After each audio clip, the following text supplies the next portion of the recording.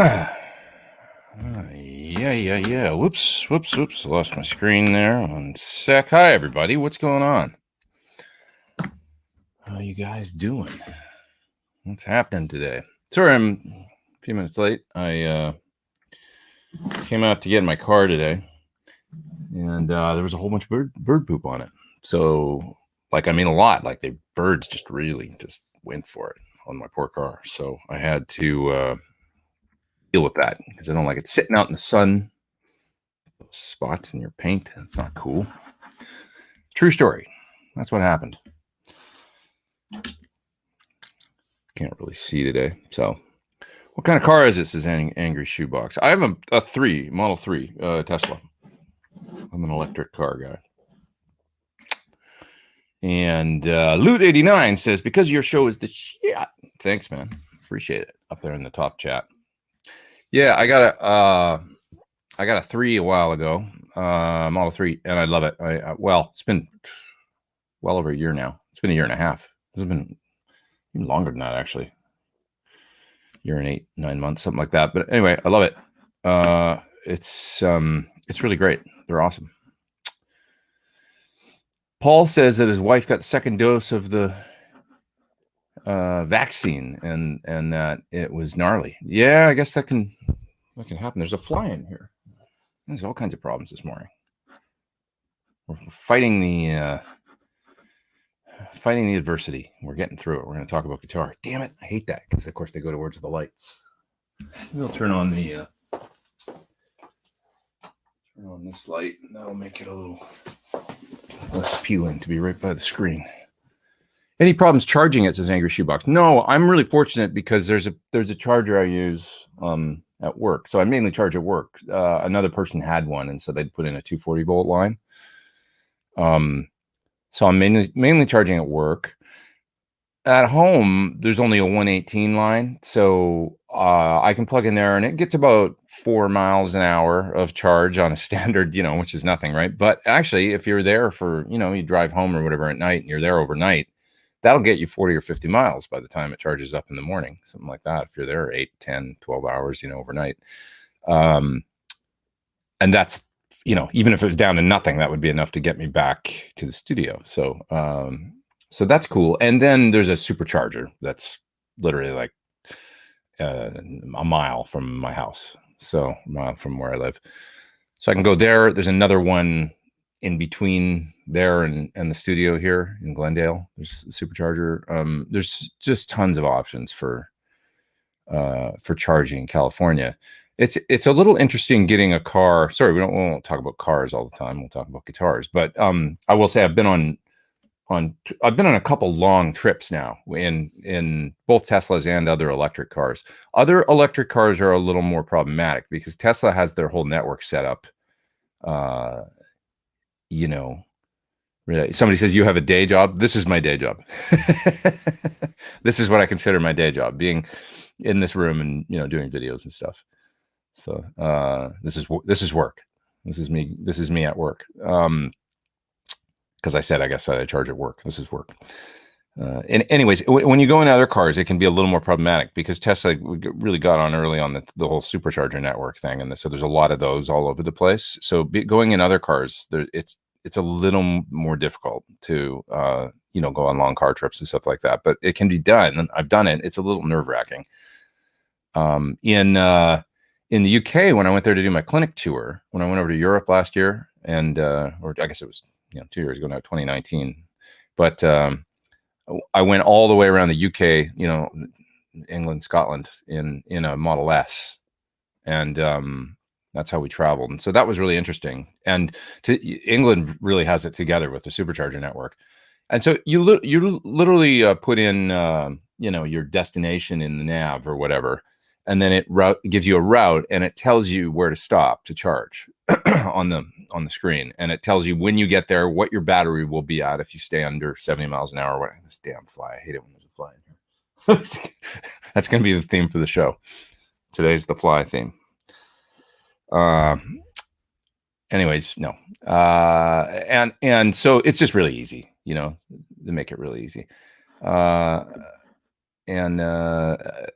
I like it. I mean, it's not a problem for me so far. I'm really enjoying it. So I really dig it. Steven says that he just got a BMW X4M. That's cool. I used to drive BMWs for many years. That was my car since the 90s. I had three or four since the 95 or something. I got my first one. And 1, 2, 3, 4. I had 4 BMWs. That's all I drove many years. I was a fan, total fan. And I almost went with another one, and then, I got seduced into the whole Tesla thing. But I'm really glad I've done it. The auto drive thing is insane. Like being able to just get in there and turn that on the freeway, and you can it's very safe. A lot of people are like, oh God, I would never do that when you tell them. And I was sort of like that too. Like, that's scary, man, letting the car drive you. But once you try it, and then after about 48 hours, you're like, this is the greatest thing in the world. And it actually is probably safer because it drives a little like a slow, nervous driver. I mean, you can set the car lengths in front of you to be like 4 car lengths or whatever. And just, I don't have the full autonomous driving thing or whatever. It's like where it'll stay in the lane, track the car in front of you, speed up and slow down. I mean, all the way to a dead stop. So like if you're in traffic, you turn it on, and the car steers in the lane, stays perfectly in the lane, and tracks the car in front of you. And you can just you have to still hold the wheel so that it knows you're there and paying attention. So you're supposed to put a little tension on the wheel with your hand and turn it every now and then, or it starts beeping at you after like 60 seconds. But if you do that, and you can kind of like, I don't know, it's way more relaxing because you're not like constantly, especially in stop and go where you have to pay attention all the time. It's exhausting, after, a while of doing that in a city like LA where there's a lot of traffic. You can just kind of zone out and you find yourself better rested. I don't know, not having to be so on it all the time. So, somebody else saying, how's your new camera? I love that camera. It's great. I'm not sure if I showed you guys, but how it's got the mic mount on it. So it's kind of a little crazy how I've got a Lewitt 440 large diaphragm mic on there, but that's what I'm speaking through. So when I'm talking, that's recording the audio of my voice now. And it makes it very easy. Damn fly. Makes it very easy in Final Cut when I bring the audio in to just add a little bit of EQ and limiting and stuff and put it on there, and compression. Makes it fast. So, and I love the camera. It's very nice. And I got my other one even looking a little better. I'm still working on, I don't have great lights in here. That's one thing. I've got kind of average, and it works, but it never ends up looking like really awesome. And then I'll see somebody like Rick Beato's videos, and he's got that great big, if you've seen some of his videos, he's got this big light in the studio that's super pro. And I know those just give a really diffused, warm, yet very clear light to his videos. And I've seen other people use them. And so lights, they can make all the difference in the world. So I guess at some point I got to look at that, but here's what it is. But yeah, I love that camera. Somebody else is saying, it's Braxall asking, can you tell us how you come up with in detail the cool intros to your videos? Do you start with a lick and then program drums? Generally, I'm plugging in the pedal or whatever I'm doing, the piece of gear and I plug it in, get a sound. And so that's the first thing, like plug into an amp, or, maybe if the amp's not right for the pedal, I'll try a different amp. So I'll work on the sound, and then I'll just play and then come up with a thing. Like an initial musical could be 3 notes, something that's a riff, or I'd be like, okay, there's the beginning of the idea. And then pretty quick after that, I start looking for some drums. So I sort of find like intro verse idea or something. And then I get a drum groove going, and then I continue to write the part while I've got the drums looping, and figure out where it should go. And then go, oh, okay, it's going to go here for a chorus or whatever. I'll solo over this part. And then sometimes I'll record that in the phone at that point so that I don't forget it. Or sometimes I'll put it on a scratch track in Logic and just play like not even good, like just kind of doesn't have to be good playing, just so I remember the idea through the drums. Then I can go through, sometimes I'll do it in Logic because then I'll have a scratch track in Logic, and I can go through and program the drums to the scratch track so that it's the right parts and changes and everything. And then after that, I'll get the part more refined and try and nail it down a little bit better, and get it so that I can play it well. And then it's time to go, oh yeah, turn the camera on, or make sure the lights are cool and all that decent. and then turn the camera on and try and get a good take of that part. Then I move on to the next part, then I move on to the next part. And I'll sort of track, sometimes not all, but many times most of the rhythm guitars before I do the bass, and then I'll lay the bass down. So there's always the guitars going down first, not the bass, which is kind of backwards of how you would do it, I guess, if you were in the studio and already had the song written, and kind of do bass and drums first. But anyways, that's my general process. Bruce Black says that he got his first set of locking tuners and he's broken his E, B, and now G strings. So do they break right at the tuner? Because that would lead me to believe. I'm just gonna open the door here and see if this fly will fly out of here. Drive me a little nuts. Sorry. Open that up and see if they'll get out of here. We'll make it kind of dark. Let's try that for a little bit and see if we'll get out of here.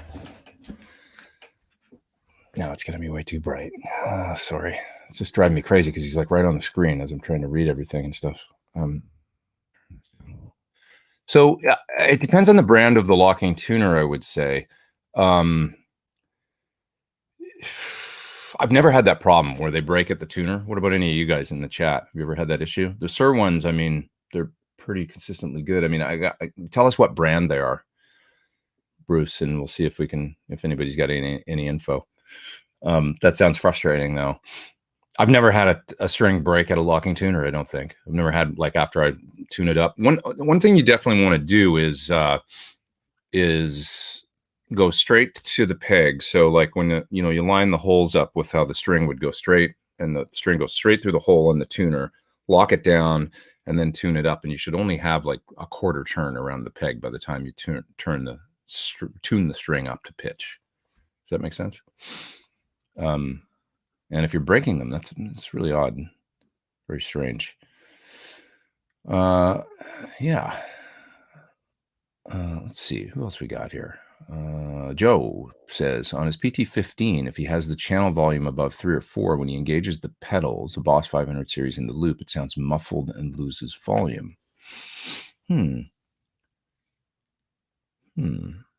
Channel volume above 3 or 4. That's pretty hot on the channel volume. You're driving pretty hard into the pedal at that point. Like above 3 or 4, I would say if you can keep your masters around 3.5, that would be safest, because anything above 4 and it's like you're getting into pretty much line level coming out of the loop at that point. John likes the loops to be as hot as possible, because then in loops on amps that are pedal level loops, you have to the level coming out of the preamp's relatively hot, and then you have to drop the level down going into the pedal coming out of the loop, and then bring it back up after the loop, which can cause noise. And it's like you've got all this nice level in the preamp, and then you need to attenuate it and then regain it afterwards, which isn't for tone and all that stuff, and for noise floor, supposedly not the best way to do it. But that's part of pedal level loops. Now, the one in the PT100 works great at pedal level, but always advising people, if they can run it at the hot level, if they've got effects that'll handle it, it's the best way to do it. So in the PT15, because there's no switch or anything like that, it's just kind of like in between, like it's like hot pedal level. Like, and that was really John, like, kind of insisting on not attenuating it down too much. So in other words, the sends for the channels on it are the volumes. That's also going to serve as the send out to the loop, the masters. So when you're getting up above 4, you're really sending some hot level out of the loop into that pedal, and maybe the pedal's clipping. Could be. Like, does it sound better when the master's lower? And you're not going to lose anything by running the masters lower and then running the overall master, which also serves as your effect return, higher. Okay, so I would say balance out the channel masters as best you can to get the best tone you can with those pedals, and then just turn up the return master higher. You're still going to be driving the power section the same way as you would if you had the channel masters up and the other master down, because the power amp comes after all those masters. So does that make sense? I hope. Tell us, give it a try and report back. Yeah. Who else is here? Let's see. Paging back to the chat, or I mean, scrolling back through the chat, not paging. Yeah.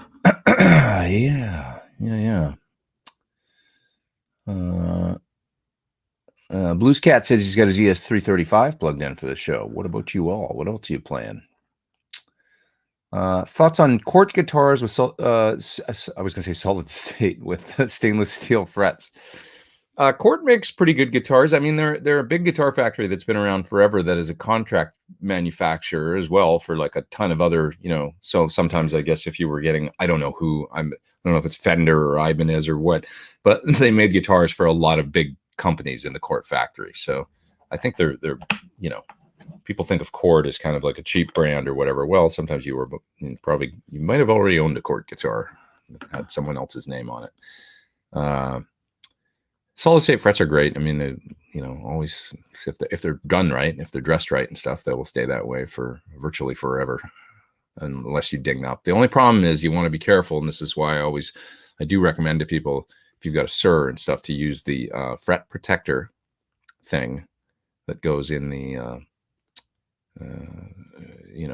underneath the strings on the fingerboard. I think the fly's gone. I haven't seen it for a while, so let's close this and see what happens.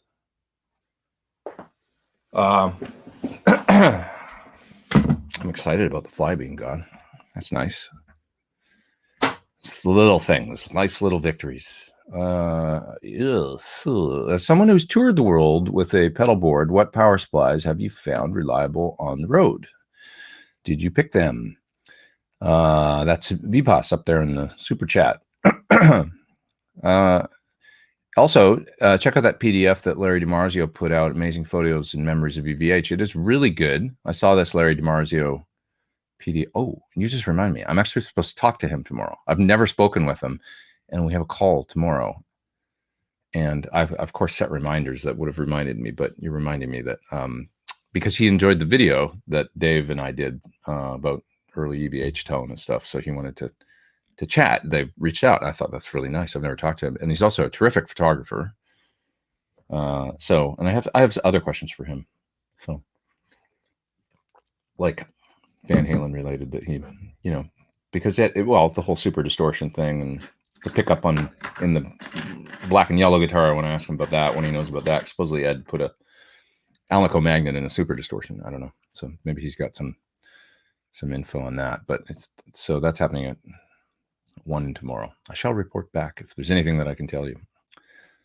Power supplies. So on my board now, it's Friedman, all Friedman power supplies. So Friedman board, Friedman power supplies. They've worked great. I've had no problems. That board's been to Japan. It's been to UK, and it's worked flawlessly. There's two. I think it's 2 power supplies on my current pedal board underneath to power everything. And yeah, they seem problem-free. I highly recommend them. And I do believe they're voltage switching and all that, so you can use them anywhere. I think used them in, no power, like whatever they call it, step up, step down transformers. Didn't need to use that or anything. And Japan's 100 volts, and Europe is, of course, 240. So, everything seems to work good with those. Before that, I was using G-Lab, and they work well too. Probably not as readily available. You don't see them around as much, but the G-Lab supplies worked great for me for years. I had no problem with those. So pretty good. And I use, Friedman board as well. And, the buffer bay as well, which works great. Lauren's asking, any chance of a hollow body version of my signature guitar? Probably not. They don't really do hollow bodies. I think they've got their hollow T. I'm mostly, if I play a hollow body, it's my 335, and that's my one kind of thing. And I don't do it a lot, on the road. I love that guitar, obviously, but it's like my main thing is more solid body guitar, I guess.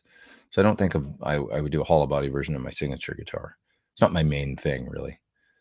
But I still appreciate the hollow bodies. Robert's up there in the top chat, super chat, and he says, after switching from fixed to floating trems on my Strat, takes forever to tune.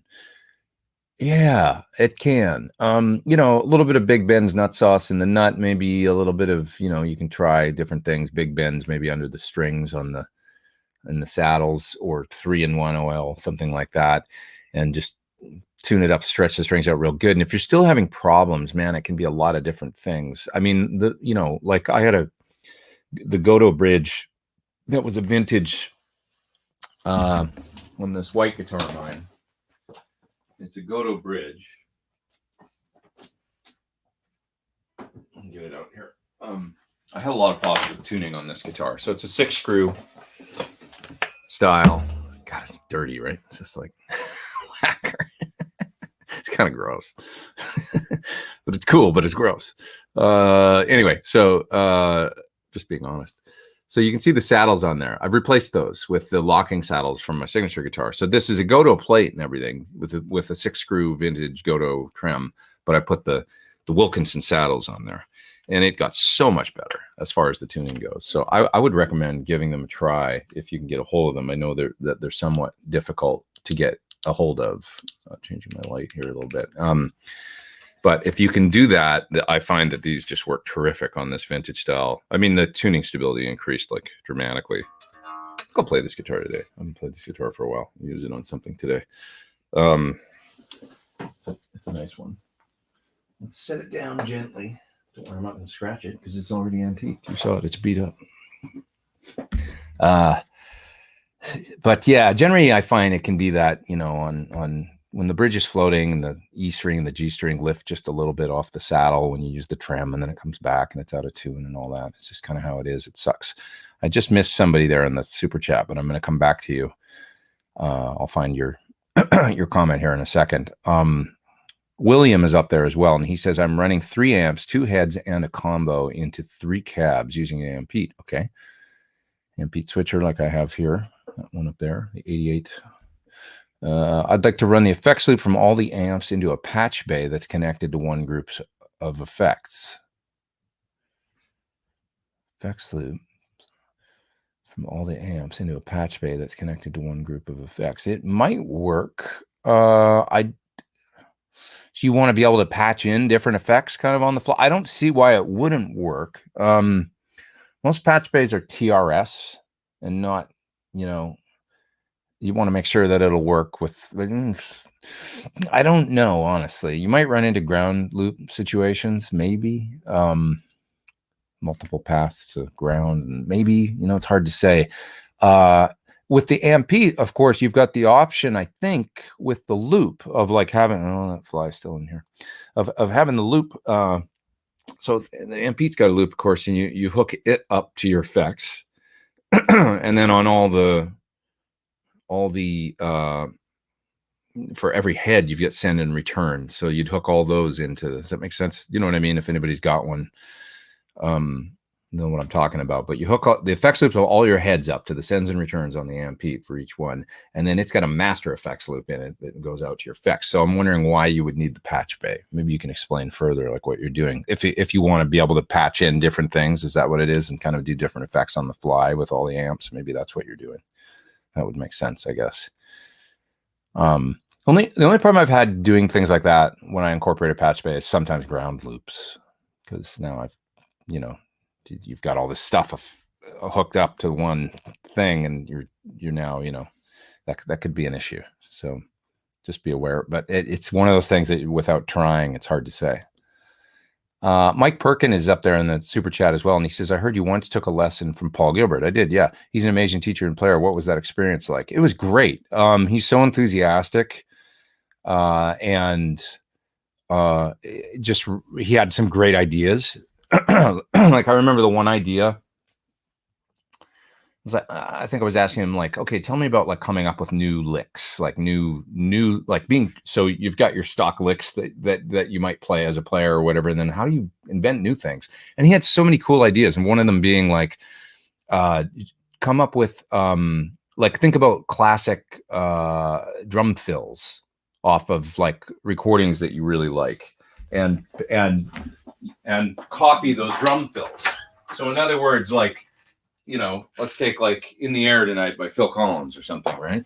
Dun dun dun dun dun dun dun dun dun dun. That whole thing. So bow bow, right? And you copy the phrasing of the lick, or some kind of like, you know, like a drum feel or groove, and he would copy it like and come up with a riff using that. I thought that's really cool. Like, you know, that's a totally different idea than I would have, and it'll make you, you know, it's almost the reverse of what John Bonham did with on Rock and Roll, where he copied Chuck Berry's guitar riff and came up with a drum intro to play it, right?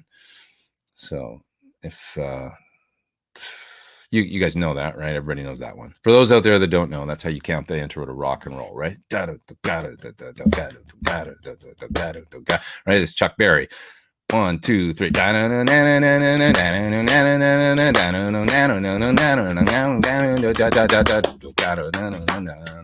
how you count rock and roll. So for those that never thought about it, but that's what Bonham was doing at the beginning. So he anyways, he had this great idea. So if it's confused you and you never know how to play rock and roll, 1, 2, 3, that's how you do it right there. Okay. Most of you probably know that. Who didn't know that? Is anybody in the chat that didn't know that? You must know. Important. Legom says I didn't know that. That's okay. You could admit I didn't know it either until maybe 2011 or something. And then somebody told me, and I went like, oh, that's so easy to count now. So you'll hear it now. Go put it on, and you'll know how to count it. Bonham was doing an older Little Richard song. I thought it was the beginning of like Johnny Be Good kind of situation. You know, that's what I thought. But anyway, that's the phrasing that works when I listen to it. It works perfectly if you count it. That's what I was always told. So.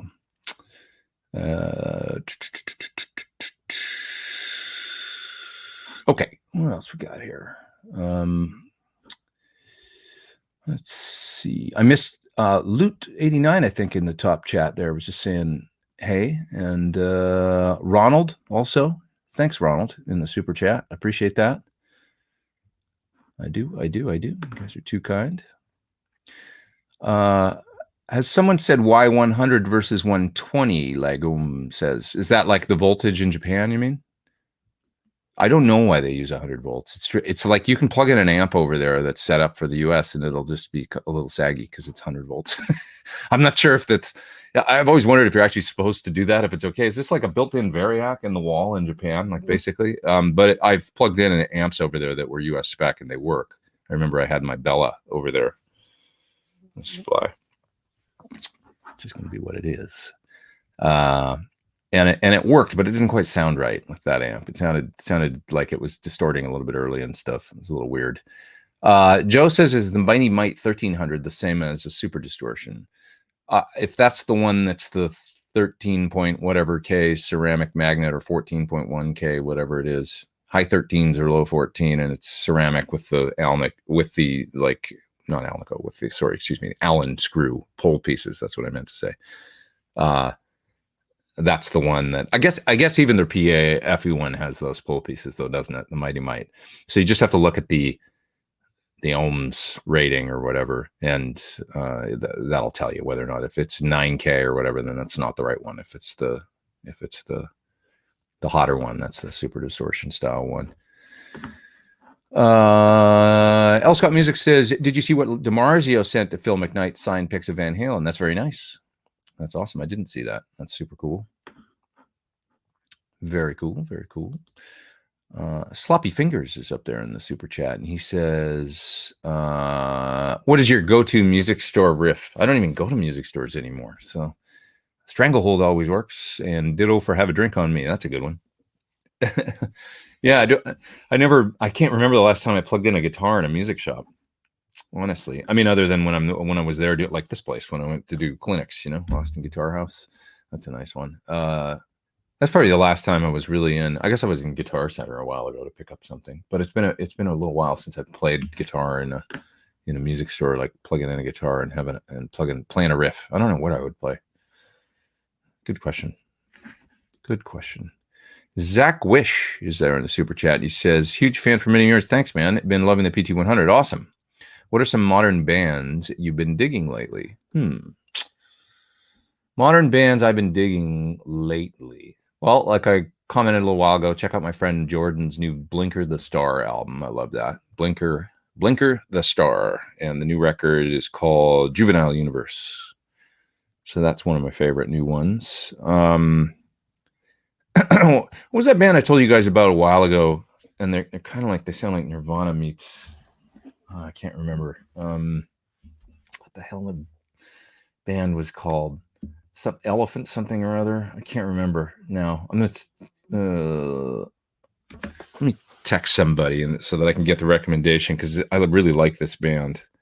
I think they're really cool. Some of the music is just really fresh for rock. What was that band called that we were listening to? Elephant something or other that sounded kind of like Nirvana. Just doing my show and trying to remember the name. I got it here. I'll tell you guys. Really great rock band. Yeah, those will be my two music recommendations for today. I haven't done a hell of a lot more looking for new music lately. Holly Henderson has a new song coming out that has yours truly on it, so that'll be my third recommendation. You can check it out.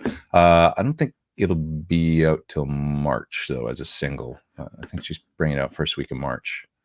Really cool song, and I'm proud of the solo I played on it. Larry DiMarzio said the Van Halen 1 pickup was the Mighty Mite DP 1300, and that would not surprise me in the slightest because that's always so I look forward to talking to him tomorrow. I mean, this has always been my theory that was the pickup. So it just sounds right as soon as you plug it in, and especially if you've got the JBL going too, it is the tone. I mean, way more than a PAF or something, which sort of there, and then you listen, it's like, why is it more distorted and just kind of wow, like really big sounding, and it sounds different. It doesn't, we've talked about it before. And of course, I've got that video coming. Ooh, the fly. Almost. I think he got away. Little bastard. Down to the bottom of the chat. How about that? Let's see what's down here. Stephen is recommending a band called The Defiance. Last album was 2019. Best hard rock band in 20 years. 80s vibe with killer tunes. I haven't checked them out. Blinker what, says Lagom? Blinker the Star. Blinker the Star. And I was saying they were called Elephant something. That's my memory of Magic Cold Hands is saying, and he said Cage the Elephant. I like Cage the Elephant, but no, that's not the band I was thinking of. They're pretty cool. Pretty cool. I'm not like a huge fan or anything, but this other band was really bitching. Pete, did you see JHS YouTube channel did a critique of your rig this week, says Steven. I did see that. I sent them the pictures for that. They asked me to do that in conjunction with Sweetwater. Yeah. Anything you don't like about stainless steel frets, says Farid. Oh, I kind of got off of my thought on stainless steel frets earlier, didn't I? The one thing is I was saying you got to use the fret protector. You got a SIR, because you'll end up denting them when if the guitar is in the case and the strings get slammed against the frets for whatever reason, like it's getting bounced around or something like that. You'll get these pits in the frets that'll be really annoying. And if you get a good one in there, it's like, and I mean by that I mean a bad one, a good nick in the fret. As you run the string across it, it'll go ding, ding, ding, ding, and you can hear it and you can feel it. And it's just awful. Like it'll actually make the string make a sound, and it's so you just have to be careful. That's the only thing. But if you're careful with them and you put the fret protector on, like on a SIR, you'll be fine. And I really like them. On a vintage guitar, not so much. I prefer, because they do feel a little different to me. They're very slick and smooth, and there is a slight acoustic sort of ping to the sound with them, that the attack of the note sounds ever so slightly different. I don't know that it translates through an amp, but I hear it acoustically. So the one I put solid state.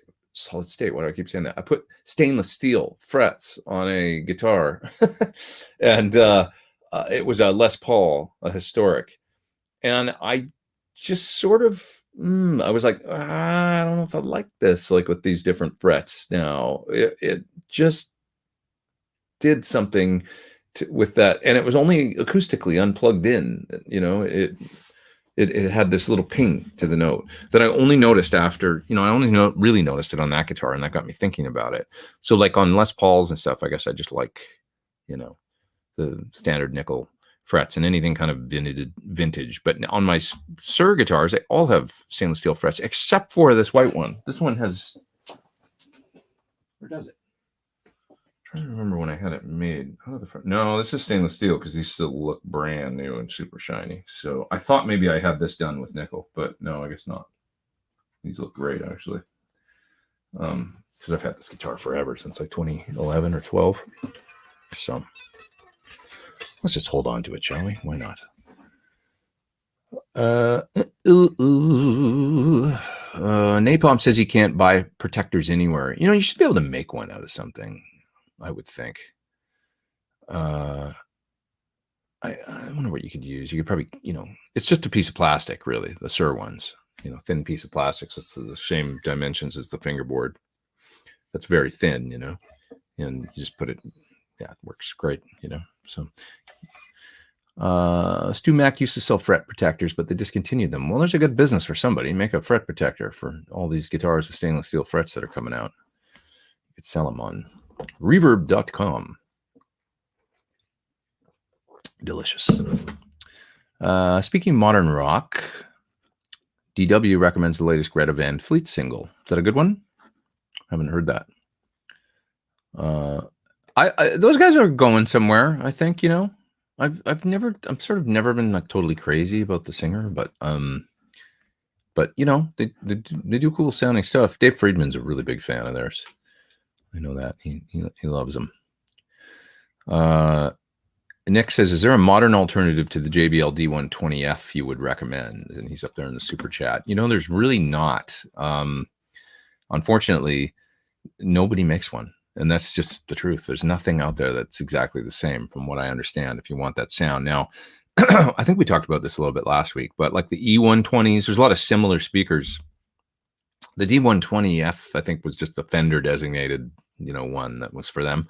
But if you get some of the other ones are very similar. I'm not an expert in this, so you might do a little research on the gear page. There's a whole thread about it, I think, where you can look into what's close, what's a good substitute for a D120. I believe Weber, somebody used to make one. Maybe it was Weber or maybe it was Warehouse, and they had something, but they're not quite the same because they don't have the same cones, same materials. They just don't have them anymore. All the same stuff. So they're trying to make something that was close. I would probably, it's not the same thing, but if I wanted a speaker like that, it depends what you're doing, I would probably look at an EV or something, like a 12L or something. Not really the same, but it's getting away from that Celestion thing and doing the more American large dust cap situations.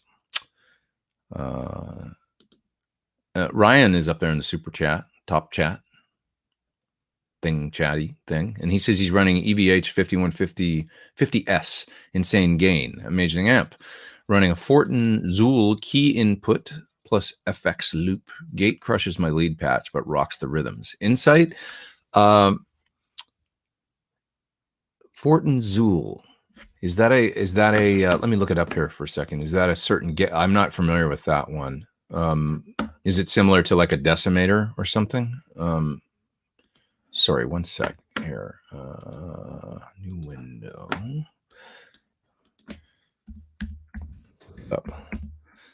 Zool. Don't know that one. Well, is it a pedal? Fortin Mini Zool. Was that? Oh, I almost caught it. Little bastard. Noise gate. Not familiar with this one, my friend. It's obviously, it's got a threshold control on it. One threshold, right? And is it supposed to go use in front of an amp or in a series effects loop? Maybe the loop is kind of like depends on the level of your loop and stuff. It says that you can use it in a loop and also use it in front.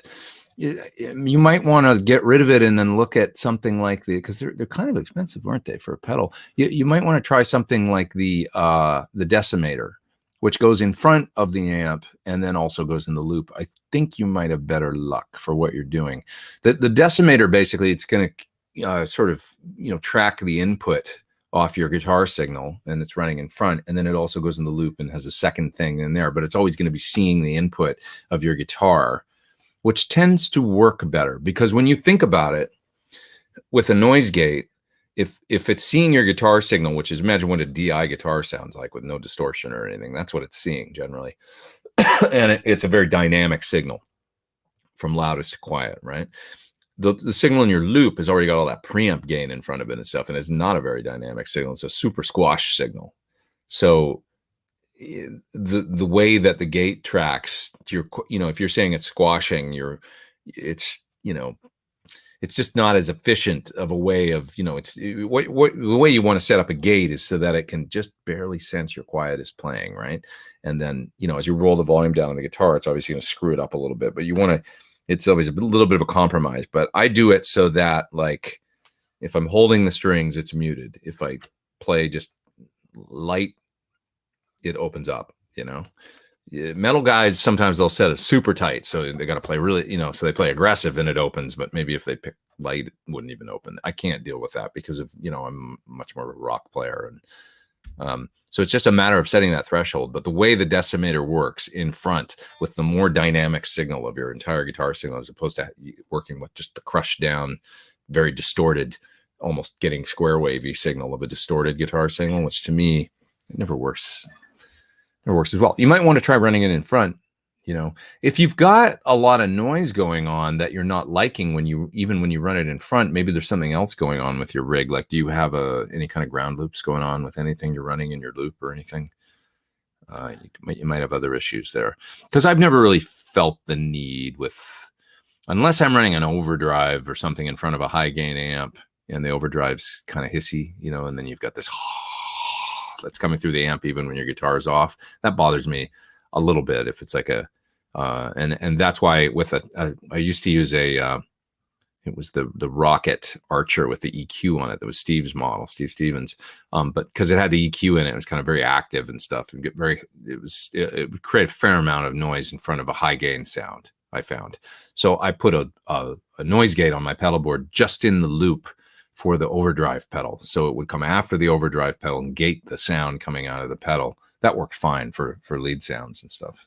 So anyway, a lot of information, but otherwise you just got to play with the threshold on that pedal and see if you can get it to track the way that you like. What mic do you use to record your voice for the YouTube videos? It's that one right up there, which lately that's what I've been using. It's a Lewitt 440, I think. That's not the exact name, but if you LEWITT 440 type, search that and you'll find it. They're quite inexpensive. It's kind of a 414 style mic, really, I think. And I did a video for them a while ago, and I ended up keeping that one microphone. It's a great utility kind of, large diaphragm condenser. You could record acoustic through it, or even use it on a guitar amp or something, and it sounds really nice just for a utility mic. I used to use a tube Mojave MA200 in here, and I would use that, but it's a tube mic and it's got a power supply, and this is all this, I got to turn it on, and and then it sort of, the flies on my ring light. I'm not gonna be able to kill it on there. Anyways, it was just too much to deal with, right? I needed something simpler. So a nice simple mic like that works great. I find, sounds really good. John says, thoughts on Friedman guitars? They're cool. I think it's Grover that does them, and they've got that Dave loves broken in relic kind of 80s guitars, and that's the thing. If you're looking for something like that, they've got a cool vibe going on, I don't have a hell of a lot of experience with them, honestly, with playing them on, I think I borrowed one once to use a P90 one on a track because I wanted something with P90s, a telly of his, which was cool. Let's see. Legom says that Jordan Cat in Blinker has a nice voice. Yeah, that's a great band, man. Blinker the Star. I toured with them 99. I toured with them. It's so long ago. It's crazy. But we did about a year of touring together. And I played guitar in the band. And remember we opened up for B-52s for a while. Vertical Horizon we opened for a month. Sloan, great Canadian band. That's how I got to know those guys. We did a month with Sloan, which was just awesome. Really fun. And it was really fun times, actually. You know, playing in a band that was kind of a cool, I mean, they were on a major label, but it was really like a cool indie rock band is what it was. And he was cool. And just the vibe of the, I don't know, one of the last times I toured with we were all pretty young and like in the van and just having fun, whatever, New York City, like good times, like, just, like young rock band in their 20s on tour. Good times. Lots of fun. Freaking fly. God. Okay. Let's see. What else we got here? Using a Voodoo Labs PX8 switcher, says Brian up there in the super chat. He says hand-wired board, etc. Zool is the same thing as an ISP decimator, basically signal chain for chorus, delay, reverb, etc. Is it the same though with two? Can you do two things? So like I'm reading about it here, and it says, holy shit, this fly is, sorry, it's like destroying my show today. It's always something, isn't it? I'm just wondering if you can run it like a decimator in front as well as in the loop. I don't see that that's a thing, because a decimator, yeah, it's just got one in and out, or can you? It's got in and outs on the top. Maybe it does. I'm reading a description here that doesn't say how you plug it in. Sorry, I'm not being very helpful. If you do run it in the loop as well as in front, you're still having problems. That's a gate for you. It's like if it's seeming like it's cutting off notes, you just have to back down the threshold, and then it's not always going to gate as tight as you might want, which is a drag. I hate gates for that very reason. Most of them it's always a compromise. I'll show you what I use. I got two sitting right here. They're the ones that I've used when I need to use them. One that I've used I don't have in here, but that's the MXR Smart Gate, which I find works pretty damn good.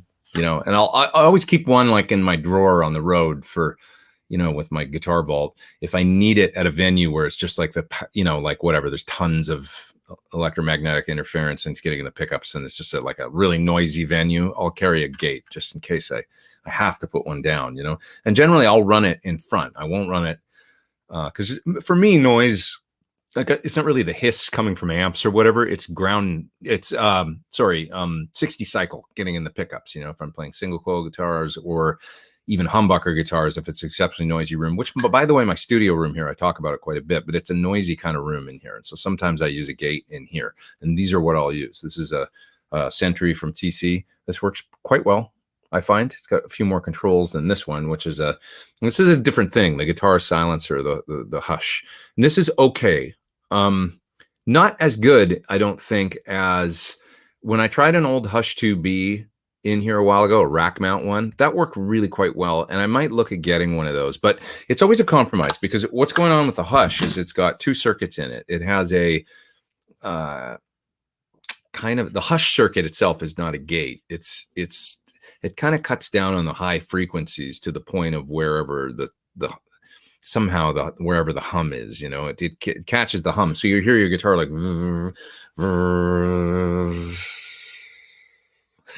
want to hear that again? That's the sound it makes. Corresponding with that sound that it makes as your guitar goes is a little bit of dulling of the guitar signal. So there's always this little bit of high frequency loss. So if you're playing high gain, you might not care. If you're playing a chimey Strat part with single coils and you like all the beautiful air that's going on, you will notice a dulling of your sound, an ever so slight dulling. So it's this trade-off, right? Then there's a gate, typical gate circuit in it. So you'll turn that up and it'll gate the sound, and so you get the combination of the Hush with the gate in something like the guitar silencer here. This works, actually adds a little, because it's active, so it adds a little bit of its own noise. So you get a little bit of a, God damn it, you get a little bit of a noise floor increase. This thing is amazing. It's like friggin' fly, man. Did I get it? Maybe not. Anyways, you get this slight hiss from it. So in front of gain, you get it's a bit of a trade-off because now you got a little bit more of a hiss in the noise floor, but you've solved your buzzy 60 cycle problem. So, yeah, there's no substitute for just having a quiet. I'm actually doing a guitar with EMGs, which I've never done. So I've never used them for anything, but my bass got me thinking about it because my bass has active pickups in it, my Warwick bass, and it's dead silent, other than that little bit of hiss that you get once again from active electronics, give you a little bit of hiss. So I'm doing a guitar with EMGs because when every now and then when I'm in here and I'm like trying to let's say I've got a lot of compression on or something, I'm trying to cut a clean, pretty part. And there's this buzz, and I'm like, I'm talking even with noiseless pickups instead. It's not the fault of the pickups. It's not the fault of even, noiseless. A lot of my guitars have the Sur noiseless system. It's better with that, but it's still this room. It's just, and I know what it is the power transformers outside my building, and I'll never be able to do anything about it because what I'm supposed to do. And I could move. That's an option. Someday when I do move and I have a quiet studio, that will be a thing where it's like the next room needs to be not have all this shit in the air, and that'll be a major consideration. It's going to be great. But until that time, yeah, one thing I'm doing is when I just don't want to use a gate, or when it's a certain, because some of my guitars are quieter than others. I've been thinking about this a lot lately because of the noise I experience in here. For example, my guitar with the super distortion that I used in that Van Halen video, the gold guitar. I mean, it's a cheap Partzacaster. It is one of the quietest guitars I have. And I've talked a lot with John Sur about it, and he thinks it's because, first of all, on a super distortion, the coils are exactly the same. There's no mismatch coil going on, and that includes the metal in each coil with the pole pieces and everything are the same, right? They're those Allen screw poles. And when you balance the pickup perfectly, like, pickup like this has, one screw coil and one slug coil. So, it's not exactly the same. So, anyways, the pickup that's balanced is going to be quieter, So for a passive pickup, it's really quite quiet. What's my point? Oh yeah, and more pickups in a guitar, even when they're not on, evidently can. So like if you got a hum single guitar, even when those single coils aren't on, they're still picking up stuff and getting into the electronics of the guitar. And all the kind of the shielding in the world and stuff doesn't really help. You can shield the pickup itself by completely encasing it in, like some sort of copper tape or something, and that totally screws up the sound of the pickup. So that's why people don't do that. Now an EMG or certain, a lot of, I tried, for instance, the Fishman Fluence in here as well, a guitar that had hot Fishman Fluence humbuckers. Those are quiet too. They're all encased in, they're completely surrounded and encased. Like, you think about an EMG, it's sealed. And that cuts down on the noise, makes it next to nothing. So anyways, getting a guitar that has basically the Lukather set for those times when I need a very, very quiet guitar. I'm not even sure I will dig the sound of, like, because John's like he's not a huge fan of them. And he said, you're not going to like it in front of a plexi and stuff. It's not. I know, but every now and then I just need to cut a part in the studio and I need it to be quiet. And, so tone is a component of obviously a lot of things, the wood and the bridge and the, obviously the pickups and stuff. And one of the things that'll screw up a good guitar tone is if there's coming through. So it's like, you can have the greatest amp in the world and the greatest pedals and everything, but if your guitar's out of tune, the tone's going to be bad. If your pickup's buzzing like a lot, the tone's going to be bad. So it's all those things that, and it's just those certain times, like if I'm using extremely high gain or a lot of compression or something, and the part is kind of naked, maybe there's breaks in it, and I don't necessarily want to use a gate, and it's all those times when I'm like, okay, I need a very quiet pickup for this occasion. So that's the thing. These are all just tools, right? Sorry, I missed a couple top chats here. Matt Oliver he says he's in the UK. What's up, man? What made you realize John Sur was a genius luthier? Also, please mention my podcast, Guitar Smarts, available now. Everybody check out Matt Oliver's Guitar Smarts podcast. It is available now. Available now. Guitar Smarts by Matt Oliver. When did I first realize? Well, it was just meeting John, really. When you meet somebody and then you hang out with them and pretty quick get a sense of what they're about. And he's about perfection. He's just a very detail-oriented person. And, you know, I got that sense right away. And I really like nice things and things. I like good design, you know, be it guitars or furniture or cars. I like things that are really well thought out. And, you know, it's the same thing with, I guess it's something about that quad cortex thing that I'm liking, because I feel like they've put a lot of thought into the, you know, there's been a ton of thought put into the workflow with it, the design of how it, you know, making presets and how easy it is and stuff. I like nice design where it's like, it looks good, it feels good, it works. Works well with me, what I'm doing, you know. And John's guitars are like that, you know.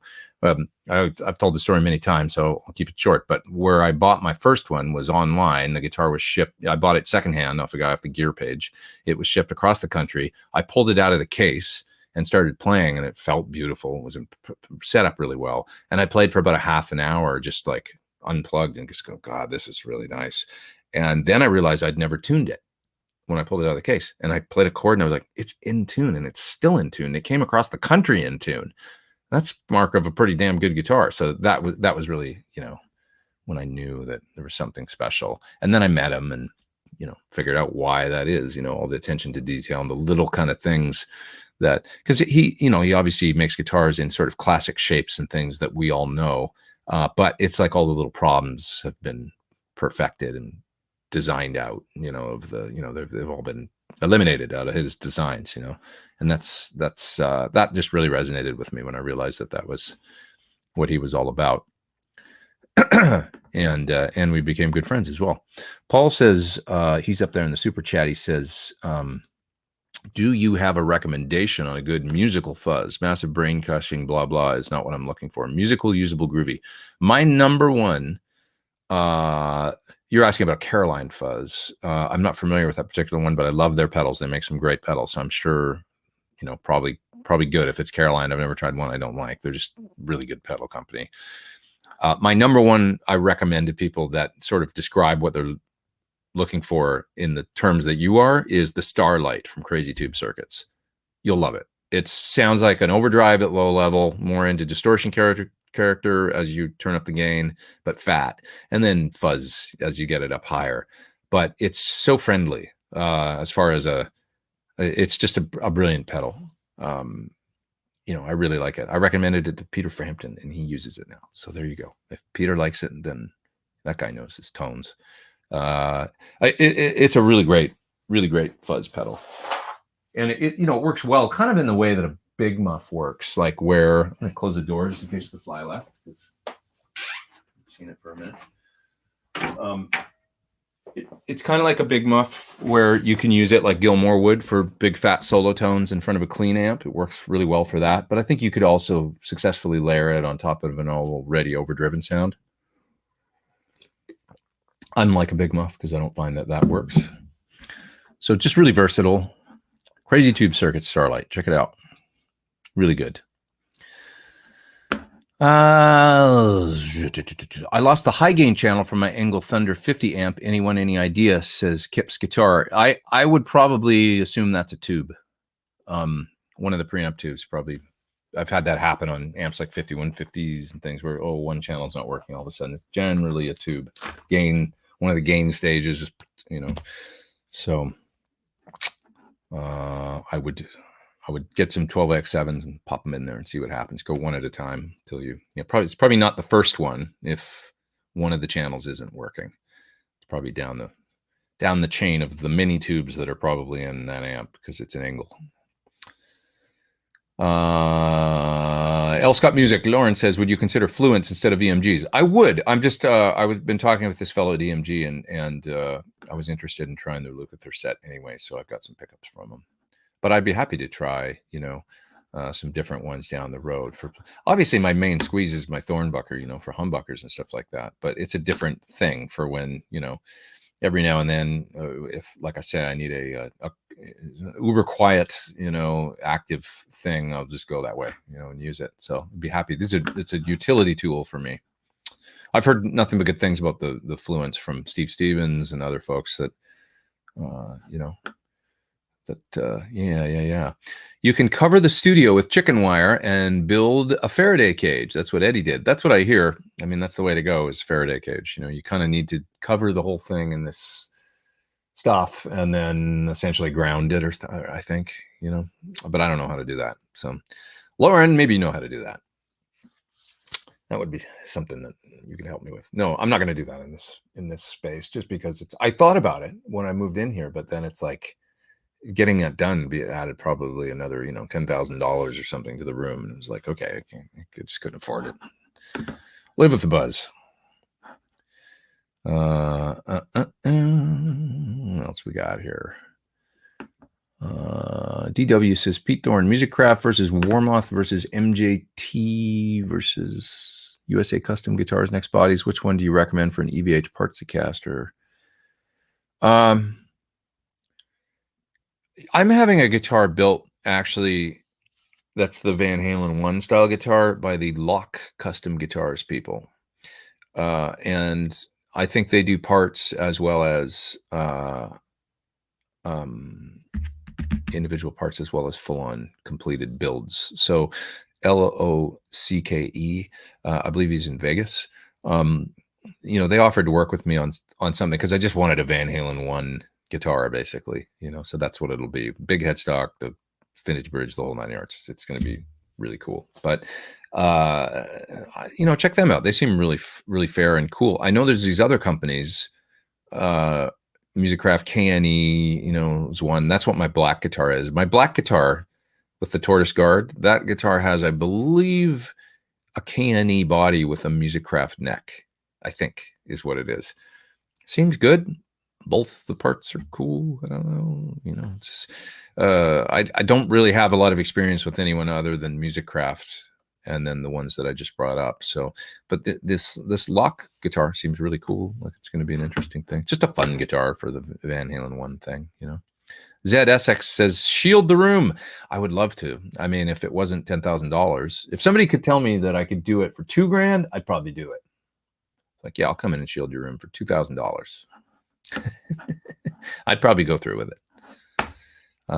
Tom Petty was a good songwriter. He sure was. She grew up in an Indiana town. He was great. Oh, I'm way back in the chat a little bit, so I'm going to move down a little bit here. I know you use Logic, but do you have a favorite DAW available on Windows? I don't really know about the Windows stuff, to be honest. I mean, can you do Luna for Windows now? Or is that only on Mac still? I'm not sure. Don't most people use Sonar or is it Cubase for Windows, right? It's really popular, I think. Those are the kind of the main ones that I always hear. I think Cubase, right? And Sonar. I don't know. I'm not a Windows guy. So Reaper says Jay Foster. MP Goff is there in the top chat, and he says, any opinion on Capture X for direct recording off my Dr. Z and some attenuation in the apartment? Saves money, but aux also versus Sir Reactive Load. How powerful is your amp? It's probably okay. You know, Sir Reactive Load is my main squeeze as far as a load IR box. That's really simple. It's, I mean, if you can go that way, I would probably go that way, but I think that the Two Notes product is also pretty cool. Aux is about double the price of the Reactive Load, so now we're getting into a different thing where if you want some effects and the different things that the software offers, and you know, then you're going down that road. The load is really similar, I do believe, in an aux and in a Two Notes. So that aspect is very similar. You know, with the aux, you're sort of paying for the extra features of, well, I guess you've got the multiple impedance, which is something that if you're using amps 4, 8, or 16, you can do that with an aux. That's nice. I think, isn't the Two Notes fixed? I think, is it? God, sometimes I say things and I'm not sure, but that's one consideration. If you're just using one amp at 8 ohms or whatever, or maybe you got something you want to use at 4 or 16, that's all it'll do, or something, you know, that could be an issue. Just think about all those things. Luna is Mac only. Okay. Yeah, I mean, I guess you're looking at probably Reaper or Sonar or those different things but I'm not an expert. I don't really know the Windows stuff. So I'm not really a computer recording expert guy at all. I just know how to do, probably like a lot of musicians, I just know how to do what I do, using Logic. I don't know Pro Tools, Somebody's saying PreSonus Studio One is great for both. That's Matt saying that's great for both platforms. PreSonus makes good stuff. I'm a fan of the of PreSonus, generally speaking. But Ryan saying best DAW ever. There you go. See, this is why we come here. We meet here for folks like Ryan to help me out when I need some help with Windows DAWs that I don't know about. Okay, what else we got here? Yeah, a lot of people saying they're using Studio One actually in the chat, I see. I bought the SLO 30 and man, I love it. It says Braxall. Want to buy your amp, but I want you to sign it. No problem. Go to the Guitar Sanctuary in Dallas area and do a clinic. I'd love to. One of these days when we all get back to it. Yep. Thank you for saying you'd like to get the amp.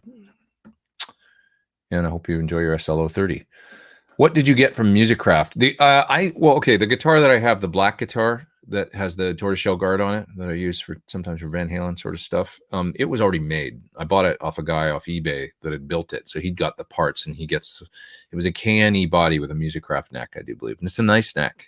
It's kind of, I think it's modeled pretty much as a direct copy of like the Frankie neck on, for those really expensive Fenders that they made. I think it's a copy of those dimensions. They must have gotten a hold of an original one of those, or, when they did those really $25,000 really expensive ones. And it kind of feels like an early 80s Charvel sort of affair. It's so sort of vintage feeling. It's not huge either. So, really nice. Love your Sunday show, says Trevor up there in the super chat. Thank you. Thanks, man. Thank you for your contribution to the cause. At this point, I'll say down there in the video description below is a link to Sweetwater if you need picks or kazoos or possibly some oat milk. I don't think they actually sell oat milk, but maybe they do. Maybe they have that now. A Sentry gate, a Rocktron gate, all that good stuff. A TC Ditto looper, a microphone, a quad Cortex, guitar cables. Helps out the channel if you go there. Oh, I didn't even wish you guys a happy Valentine's Day. I'm really sorry. 777 Danny says happy Valentine's or happy rocking Valentine's. Is an Epiphone a good start for a beginner? When I think about what I started on, which is a Hondo that was really pretty substandard with plywood body and all that stuff, I would say that Epiphone is probably going to serve you well. A lot of the guitars, when we think about it now, it's golden age of guitars. The stuff that we had in the 80s was just nowhere near as good as what you can get now. Guitar factories are just better. Production overseas, less expensive guitars are better than they used to be. So I think you're fine with that. I sense a commercial coming, says Orbit the Sun. No, that was it. That's all I got for you. It's Arthur's birthday tomorrow. Let's wish Arthur a happy birthday. Happy birthday to you. Let's see. I came here to forget it was Valentine's Day, says Mike. I know. Yeah, I know. There's many out there that we forget this sometimes. It's hard on people too. Valentine's Day can be like you open up your Instagram, it's everybody's super happy pictures. And if you're not in that zone, then it can suck, right? Yeah, it's true. The awareness that other people aren't always in the same state of bliss that you may be is always good. This part of my hair is driving me crazy. I'm getting a haircut this week. It's going to happen. I've been growing long enough, not like a big one. I'm going to keep it growing. Be like, don't, you always tell them this and then they always screw it up, but don't cut the length. I'm trying to grow it and just make it look better. So we'll see what happens. See if that works out. Maybe I'll look really funny next week. I look funny now, so whatever. What'll be different? Zed up there in the top chat says DIY shielding paint is graphite powder plus acrylic paint. I wonder if the cost could be made to do a room. Could be any color. You can do paint, I think, but you have to ground it. There's like you have to get somebody that knows what they're doing. Like they do the whole room, and then it literally like there's wire that goes all the way around or something that grounds. I don't know. Lauren's probably laughing at me right now. Something like that, is how you do it, as I understand it. But there's also, you can actually just get the stuff, the cage, like it's essentially like somebody said, like chicken wire. There's this, essentially in the walls, you can completely surround the room and it'll shield it. And then your cell phone also won't work in the room, but that's fine. We're in a studio. We're not supposed to be on the phone. It'd be better, right? People couldn't get in touch. More creative. What else we got here? Kevin Lee is up there in the super chat. Thanks, Kevin. Appreciate that. And showing his appreciation, and for the show, and for all of you, for everybody coming together to have a nice Valentine's Day Sunday talking guitars. Thanks, Melanie. Appreciate it. Thank you very much. Melanie up there in the super chat as well. Yeah. What else we got here? Just a trim, says Dory. Exactly. I just need a trim. And Shade here, giving props to Epiphone. Somebody was asking earlier about, Danny, I think, was asking about if an Epiphone is good enough to start with. And Shade's got a Custom Pro Epiphone. What's the cheapest guitar you ever gigged with? Well, let me think. The cheapest guitar that I ever gigged with. I mean, I play my Danos now, and I haven't done gigs with them, I don't think, but I would. They're super fun and cool. So I use them all the time in my videos and stuff now. So that's gigs. Live gigs, cheap guitars. I don't know. I'd have to really every guitar that I'm thinking about that I've played like live is kind of like reasonably expensive. Like in the last 20 years anyway. I'm thinking, like, have I played anything that was like a $400 guitar on anything? Oh, I used to, when I first started touring and working as a sideman and stuff, I can remember my only acoustic that I had was a Seagull, which is an inexpensive Canadian guitar. If you're a Canadian, Seagull guitars.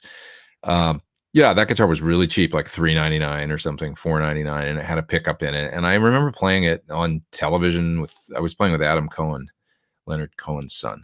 And that was all I had. So that's what I used for the beginning of, when I was getting going. And then I quickly it was a pretty good guitar, but I was like, okay, I should probably step up my game a little bit if I'm going to be in this pro world and playing on TV and stuff with people and, doing. So I got a Taylor, like an entry-level Taylor that was like a 312, I think, small body kind of cutaway. And I played that after that for a while. For a couple of years, that was my acoustic. That's not even an expensive guitar, really. I mean, they're $1,000 or mid-level guitar, I guess, something like that. Yeah.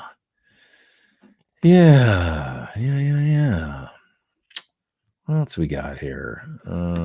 Steven Seagal says Trolls St. Jern. Yeah, Seagal, the famous blues man, Steven Seagal. What's the oldest guitar that you have that you own? 63 335, I guess. My red 335. 1 year before my 64 Strat. Andrea says, still listening to your first album. Thanks. Love Revenge of the Nerd and Paid by the Note. That was like the last song I did, I think, for that record, Paid by the Note. That's like kind of like one of my least favorites on there, but I'm glad you like it because that's cool. If it's like, doesn't mean that I have to, I don't know what it is. It's just like, was never one of I was always kind of like, I don't know if I like that. Like after I did, you think about it like 3 years later. But Revenge of the Nerd is actually still one of my favorites that's on that record, just because the layer, when I listen to it now, I'm like, kind of like, how did I do that? There's a lot of layers and the different guitar parts all coming in and different, and it all kind of coalesced into a cool thing. I'll tell you the most fun part I had making that song was Steve Stevens played bass on it. And when he sent me the bass track and I dropped it in the mix and I pulled it up and listened to it, and I was like, yeah, that is cool. Like he did stuff that I wouldn't have ever thought of doing. He plays up an octave with this grindy bass part. And then as the intro drops, he goes down the octave. And it just was like, that is so cool. Just the way that he, and the tone he used was his, Spectre bass. And it just was this grindy, thing that was so great. And that was a moment where like this record's gonna be cool. So anyways, I still really like that song. I have great memories of just working on that track and stuff.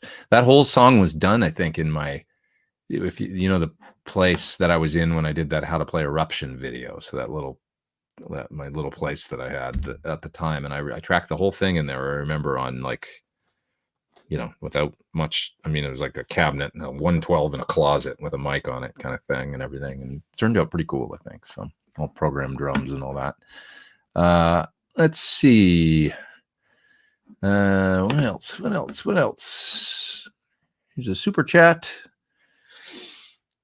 Thanks, Kevin. How does the Sir Badger 30 compare to the 35? They're fairly different with the different tubes. Which one offers the best cleans for a pedal platform? They're both going to have pretty good headroom. I think the 30 does a better Marshall if you want that. If you want like clean and dirty, not that it's ever going to be like a high gain metal monster or anything, but it's the better kind of barky Marshall sounding one. Whereas the 35 is more like the rootsy Americana EL84, like that mid gain thing is great. So just know that going in. And that's the main difference between the two, I think. Although there's a lot of crossover there. They're both cathode bias and stuff, and they have that certain Badger sound. But I think they both will work good with pedals. Just depends. Ask yourself if you're more Americana rootsy kind of person, or a little bit more maybe the Marshall flavor, even though it doesn't still sound like a Marshall 50 or something like that. But it goes more in that direction to me. The Badger 30 with the L34s. So that's the difference. I believe the preamp and stuff is pretty similar in both of them. The front end, and probably it's probably a lot more similarity actually than differences. DW says 64 Strats are the best of vintage Strats, more mids than earlier Strats, but still good quack and chime. I love mine. I love it. Yeah. Do you have days in which your hands don't cooperate? I do. And it's sort of like more like when maybe it's not my hands, but maybe just your whole being doesn't seem to be in the game or something, like, because there's so many factors involved with playing guitar, like physically as well as your mood and your perception of, like, one day you might play the same lick that sounds exactly the same, like on 2 different days, you might play the same lick that sounds exactly the same, but to you, it sounds different. So you're like, God, I suck today, or the tone is edgy, or whatever. And then on another day, you're like, wow, this is great. I'm totally in the zone. And like somebody listening would hear you on both days and go, that sounds exactly the same. You know what I mean? So it's a lot of, intangibles, but I generally find like I have to warm up. That's the one thing. And then my hands tend to cooperate better. So I definitely have to, I'm still a person that has to warm up when I play every time in order to get my hands to cooperate. Practiced a little bit,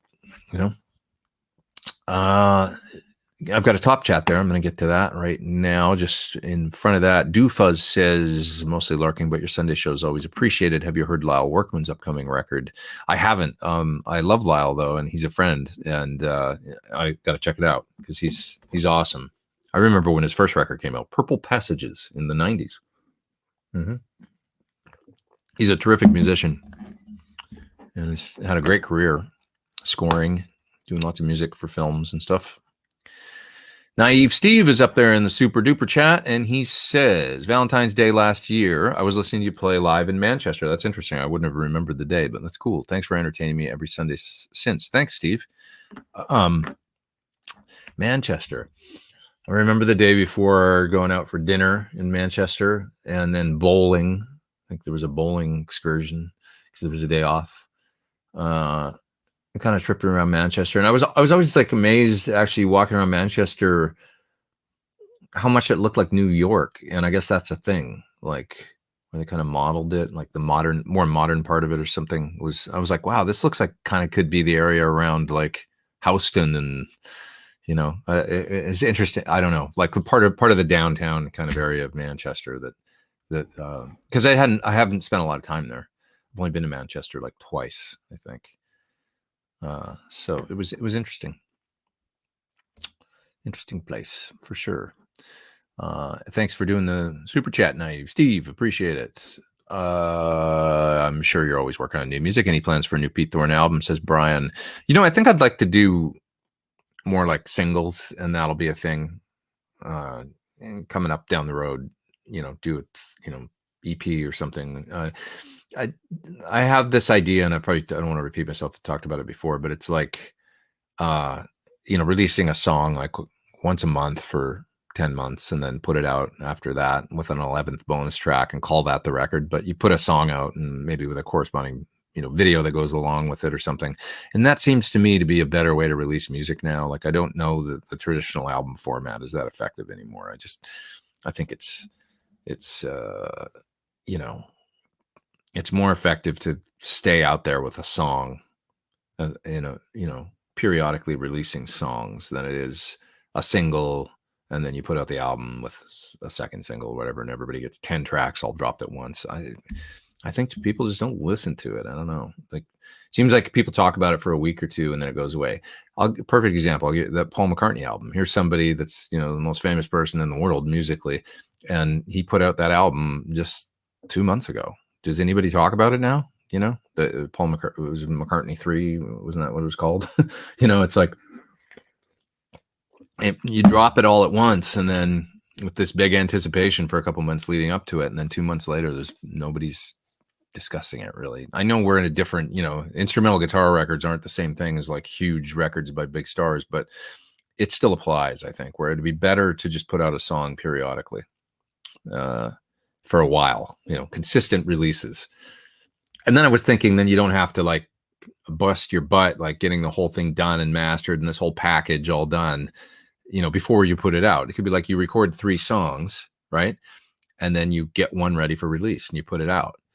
And now you've got 2 more to put out over the next couple of months, but you've still got to record, because coming up in a few months, you're going to need another 1 and 2 and 3 to go. So I thought, well, that's a nice way to like, what if I just did 3 tracks and then, 1 a month for a while, and then you got some time, it pushes you to work, but it's not like that crazy thing where it's hard getting a record done, like 10, 11 songs.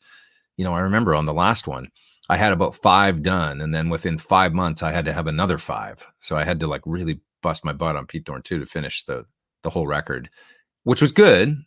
It's good to have that deadline, and, you've got to get it done by May 1st or whatever, so we can, be releasing it, the 3rd week of June or whatever. Has to be mastered, turned in, the whole 9 yards, and I just remember that year between like February and May, just being like, oh man, like I got a lot of work to do to get this done on time. It might be better to just have like, if I can record a song this month, like not the demos that I do for pedals and things, those are I finish in a day, but it's like more like when you're finishing a 4-minute piece of music, there's more involved, and you can put more thought and more time into it and stuff, and maybe there's live drums involved and stuff and that kind of thing. It's a little bit more of a process. Maybe it doesn't have to be, maybe I put too much thought into it, and it should just be where I'm putting his. I know there's been people like Rabia and stuff. Didn't he release an album recently of his pedal demo tunes? And I think Sean Tubbs has done that. Where it's like you just put out the songs that you did in the demo, So I guess there's nothing wrong with that. But to me, it's always like, I guess just I want it to be 3 or 4 minute song and be a little bit more fleshed out than the 1.5-minute piece of music that's on a, I know other people that are doing that right now. They're like literally doing 60-second songs, and then they're gonna, I won't blow it for them, but they're literally like, that's what they're doing. Then they're gonna put out like 30 songs on a record, and it'll be like 31-minute songs. So there's you can kind of do that's. I guess this is what's neat, is you can do all these things now, and there's no rules. Do whatever you think. I'm just thinking the better way to release music is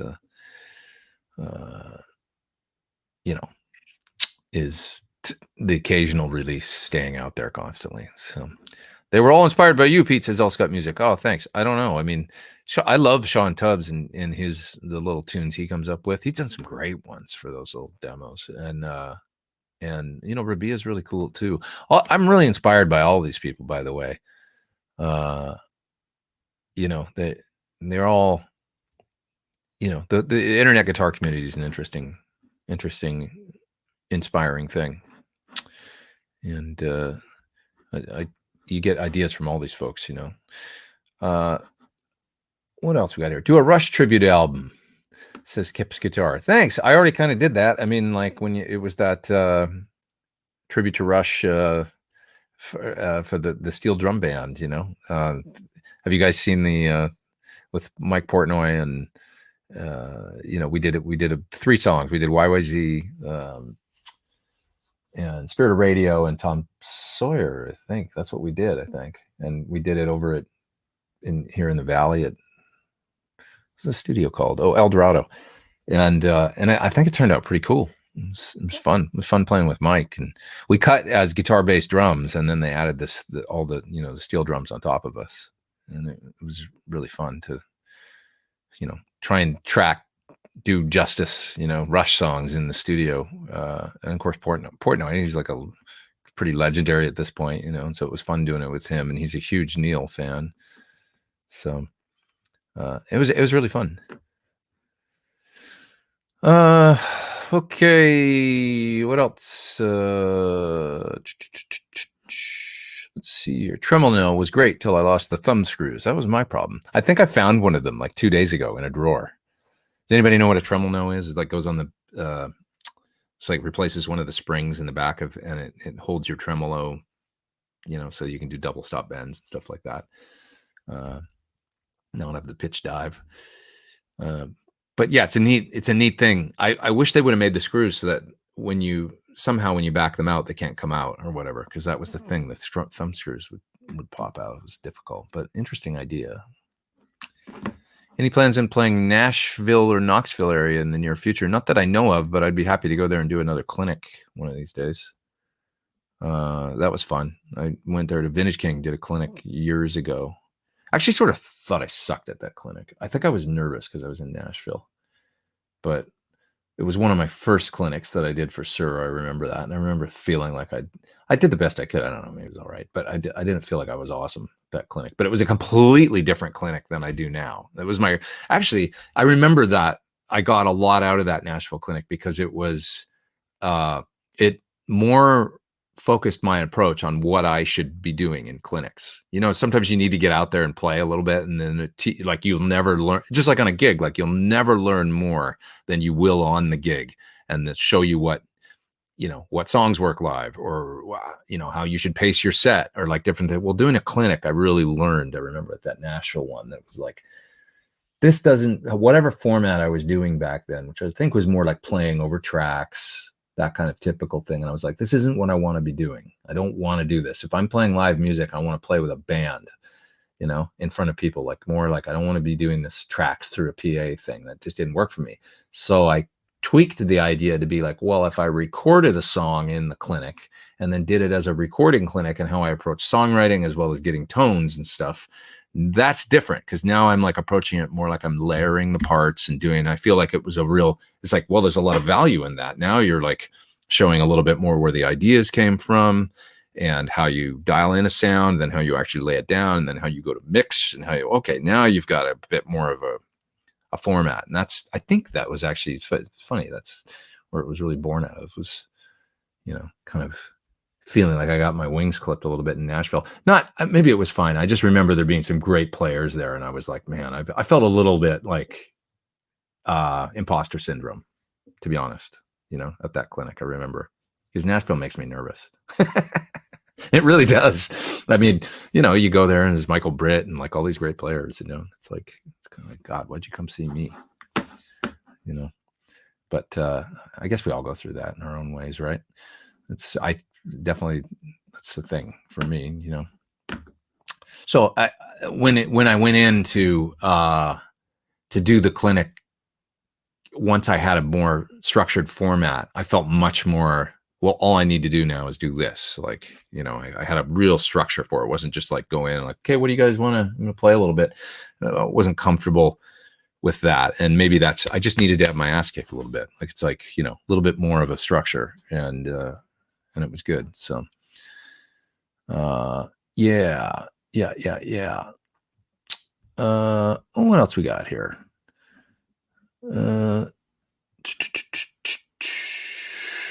Looking through the chat. Did I miss any super chats? I hope not. Hope not.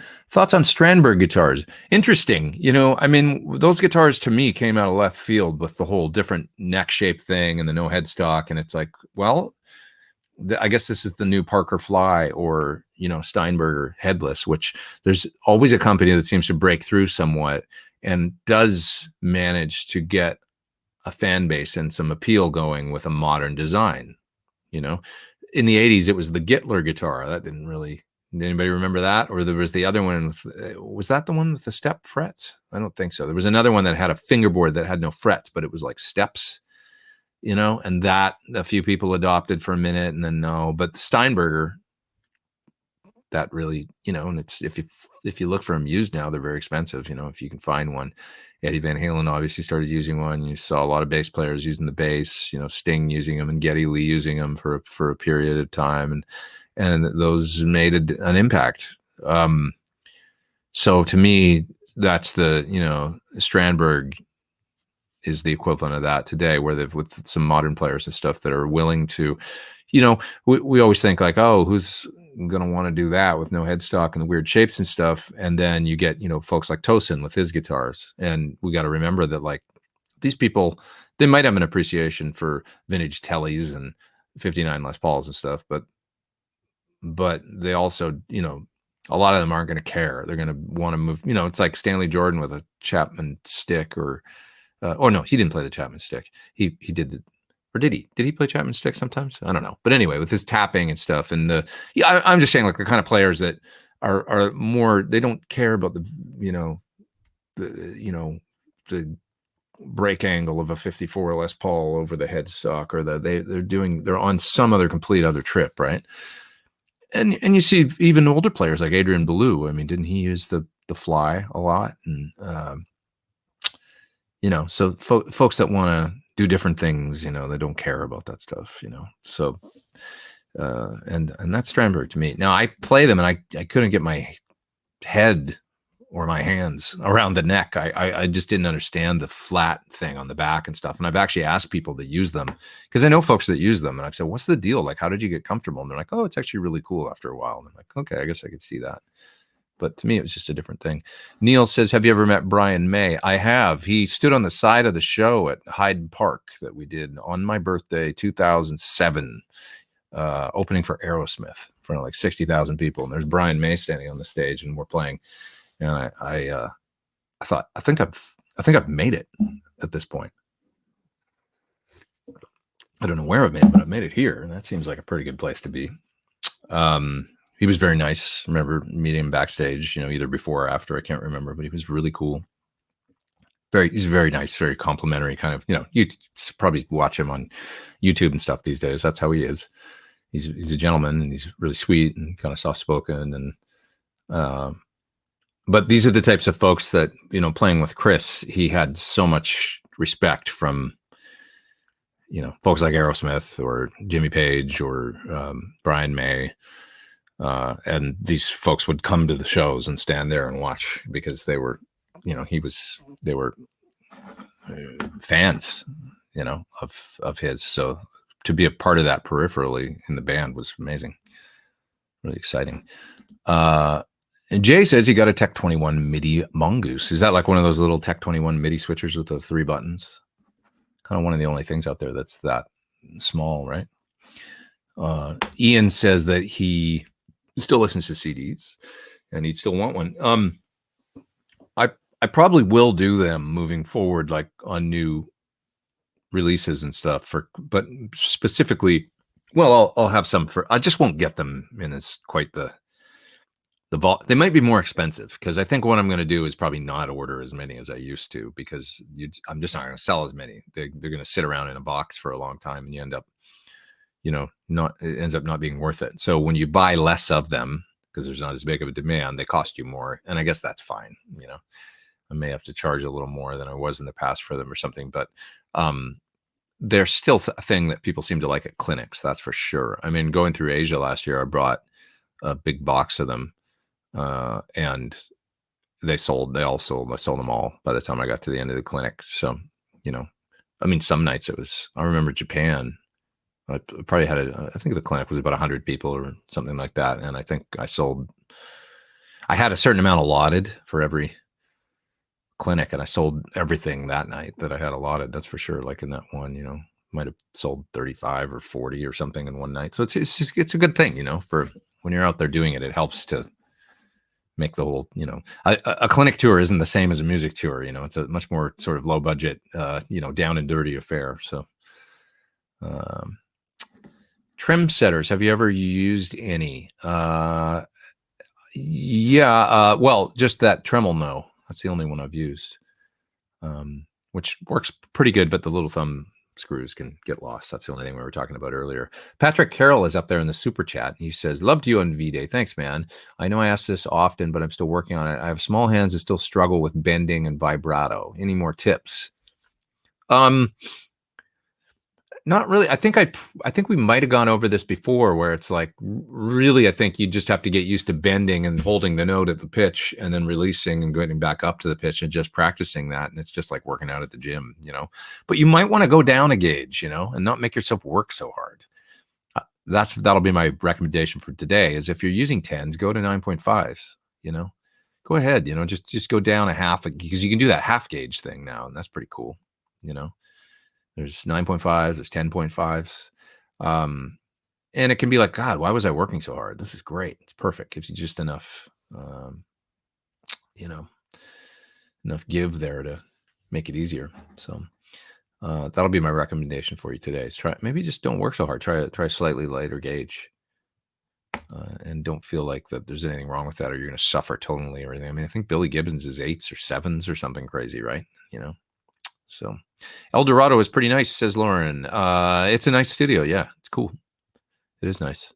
I've worked there a few times over the last few years, and it's always good. Always pretty cool. Let's see. Get Alex Lifeson on the show. I would love to talk to Alex. He I don't know anybody that knows him, but I was thinking about it this week, because it's like I saw him on somebody's kind of, YouTube show or podcast or something. I thought, I wonder if he'd ever talk to me, and I guess it's nice to hear that he's, getting excited about guitar again, I guess, and playing a little bit and stuff. And he's been having a good time, and, because he took some time off after Neil passed away, and as you would expect, and he's excited about it. It sounds like, but he seems like such a great guy. I've met him once. I went to see Sloan in LA here once, and he came to the Sloan show. So that was cool. One of my favorite Canadian indie bands, and Alex is there, and I remember standing around with them afterwards, and that's the only time I've ever met him. But he was just shook his hand, said hello. That was it. Reamer Monsma is up there in the super chat, and just thank you, appreciate it. Thank you, thanks for doing that and being here. I appreciate it. And Richard as well, both you guys. Thanks so much. Yeah. Let's see here. Do you have to adjust the amp with string gauge changes? I mean, it's possible. You're going to notice the main thing if you go from, say, 10s to 8s or something, it's going to sound thinner. Not in a bad way for every sound. It depends. Rick Beato did that great video a while ago on string gauge, where they actually did 8s, 9s, 10s, 11s, and you can hear them all with through the same amp.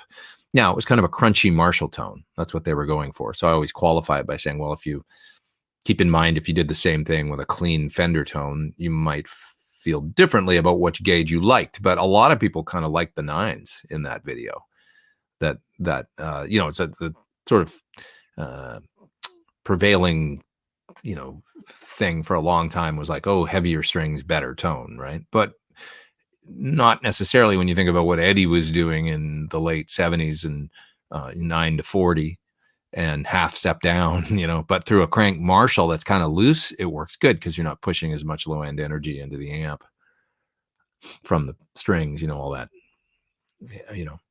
and it can tend to clean up the tone a little bit in a way that's pleasing, that's tight, that tightens up the sound, and it can be a good thing. So that's really an interesting thing. So yeah, that is a thing that, you might adjust the amp a little bit differently depending on the string gauge you're using.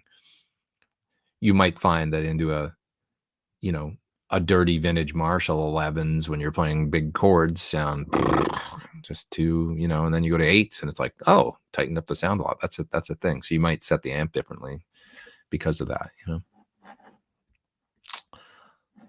Is the Sir Bella the perfect pedal platform? It's certainly an excellent one. Probably first of all, it's very clean, and then second of all, the the way you can fine tune in a Bella with the bright, because it's got a 3-position bright switch, so that makes a huge difference with depending on what drive pedals you're using and stuff, because you can really, if you got a pedal that blows up the front end of an amp with a lot of top end, and then you got your bright switch on an old Fender or something, it can just be not a good thing, This is why on a Vox, the normal channel tends to work good with pedals, or on a Marshall, the normal channel tends to work good because it doesn't have any of that stuff in the front end. And then you blow it up with a pedal and it tends, that more neutral sound that can be kind of woofy and boring on its own, when you hit it with a pedal, can work pretty good. So with the Bella, you got a tunable front end a little bit more that allows you to, yeah. What should I try, 9.5 or 8.5? Says Lego. I would go to whatever is down a gauge from what you're using now. So if you're using 10s, go to 9.5. If you're using 9s, go to 8.5. See if that helps. Most important thing is you can play good, more than the tone or the, if it means going to 8s for playing good, like Tony Iommi used 8s because he had he lost the tips of his fingers on his left hand. He had those, replacement, whatever he was doing. That's amazing that he played all that stuff, but he went to really light strings because that's what he had to do in order to make it work for him. And he sure recorded a hell of a lot of good music using those light strings, right? So, somebody, 8 to 38, better bends, more sustain. I don't know about more sustain, but less carpal tunnel for sure. I remember the guitar player in a band called DAW that was an amazing guitar player, and he had real problems with tendinitis, I remember, and he went to really light strings because it was helpful. So whatever you've got to do to be able to play is the most important thing. And then the tone and how fat your tone is because your strings and all that, that's all secondary to getting the job done and actually being able to play, I think. So yeah. Also, if you have this is a good point from Jesse. If you have your guitar set up properly, it should be easy to play no matter the strings. I agree. Like, even a guitar with 12 or 13 gauge strings, if the action's nice and low, and if it's got, cool frets for bends and stuff, it can be a lot easier than if you've got a guitar with 9s with it set up crappy. I think there's a thing there. So make sure the guitar is set up to play really well. Other people there's some great recommendations here. Other people saying tune down to E flat, and all kinds of good recommendations. Hello from Russia. What's up? How you doing over there? That's Lex 768. It must be late there, right? Must be getting close to midnight or something over there, or 10 or 11 at least, right? Robert is up there in the top chat. He says, have you used any pedal that will change E flat tuning to E, one that doesn't have too many artifacts? Well, there's the Digitech one, drop tune or something it's called. I don't know about E flat to E. Does it go up? I'm not sure. Axe Effects really does it pretty well. If you've ever tried the, polyphonic kind of the pitch shifting and the Axe Effects, it's kind of amazing that it'll do it. There's a little bit of latency, but it's amazing you can do it, and it tracks pretty decent. But yeah, Digitech makes a pedal called the drop tune, I think, and it'll go down in pitch. I'm just not sure if it goes up. It's a good question, but those are the ones that I know about. What software IR loader do you recommend? Says Scott Johnson. Couple. The Zilla is pretty nice. The Celestion has a new one that I'm doing a video for right now, actually. And the Celestion, you can get with a bunch of their IRs that are their new DSR, which are supposed to respond to the input more and act like the speaker is being driven by an input more than a static IR, if that makes sense. So that's one to look at too. It has some really nice options for room sound and stuff. It's almost getting you into aux territory. It's got EQ on every single, you can load up a whole bunch of IRs or a whole bunch of their DSRs in every channel, and then you've got an EQ on every channel. There's a master EQ then at the end. So it's pretty sophisticated. They've still been kind of tuning it in and getting it perfect with updates and stuff, but it's working quite well now, and I've got a video coming out for it. So that's another one that I would look at. How do you set up your pickups height-wise, says Mike. I don't measure, I just listen. I set my bridge pickup, generally speaking, rather high, but not crazy high. Down It's not like stuffed up against the strings or anything, but I set it, it's up there, and I've generally got a slant going so that the low strings, are a little bit lower than the high strings. I just balance that out by ear. And I'll listen to all three positions and make sure that there's not hum single guitar. There's going to be somewhat of a difference with that. Bridge humbucker is always going to be a little bit louder no matter what. But you got to be careful with the single coils, not getting them too high, because then, especially on the bass side, you'll get that stratitis where you'll look at it on the tuner and it'll be going ring, ring, ring, ring, because the magnet in the pole piece is pulling on the string, so that cannot be good. So you gotta. That's a factor with setting pickup heights with single coils is make sure that you're not getting too much of that. You're always going to get a little bit, especially on a vintage Strat. It's like hard to get away from. But generally speaking, on my old Strat, I've got the neck pickup. It's back down almost all the way into the guard, really quite low. The problem with that guitar too, and this happened on a lot of 60s Strats, is the guard bubbled up right where the screw is, right above the neck pickup.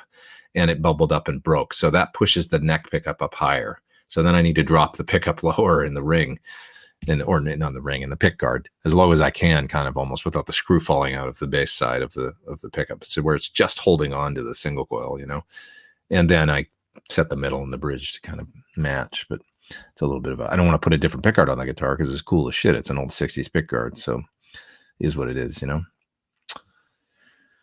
hate that saying. It is what it is. But I just said it. Lancaster Audio has a good IR loader, says Lauren. I've never tried that one. It's interesting. Let's see. Anyone know of a great resource to learn about routing, inputs, outputs, stereo, effects loops? Like for guitar rigs? Yeah, good question. So many YouTube videos out now of like, wet, dry, wet, and all the different like types of ways to do rigs and stuff. That you probably find something. Somebody else is asking if I've met Brian May. I just told that whole story, Neil. You must have been in the bathroom. Yeah, he came to the Chris Cornell's show opening for Aerosmith. My birthday, 2007, Hyde Park, and I met him there before I think before we went on. No, it was after we went on because he was commenting on the set and saying, I remember him saying he really liked Corey's bass tone, and he was in the dressing room. It was very nice, very cool. Cool to play a gig with Brian May standing on the stage watching you. It was very exciting. Let's see. We got Ed up there in the super duper chat and says, thanks. Question above. Ed Pittman. I'm going to take a look and see if I can find it here, Ed. I will do that. MIDI Mongoose has 5 switches. You can program it for 10 presets or patch changes. That's cool. That's pretty cool. I like that. I've been thinking about doing something with a switcher lately, but I can't talk about it yet. New product thing, something exciting. We will see. Capos on 12 strings are a pain in the butt, says Wrecking Crew. They sure are. The Kaiser one I have is a bit better, but still have to retune. Yeah, capos on 12 strings, you're always going to have to retune, and just getting them to hold down the outer edges of the E strings can be difficult. So you got to find one. I like those Planet Waves ones with the wheel that you tighten. Those tend to work well for me. That's what I've used, but it can be difficult. I was looking for that other question from that fellow that just super chatted me. Where is it? Ed Pittman. Ed, where's your question? Let's see here. I've lost it, Ed. Can you type it down again in the bottom? And then I'll answer it, I promise. I don't see it, and there's so many. I don't want to take too long, but just put it in the chat right now, and then I'll answer it next. I promise, Ed. Thank you. John says major key soloing tips. Been playing 35 years, semi-pro at times, very comfy with Dorian and minor. When I come up against major, I find the minor shape and move it down 2 frets works, but BS.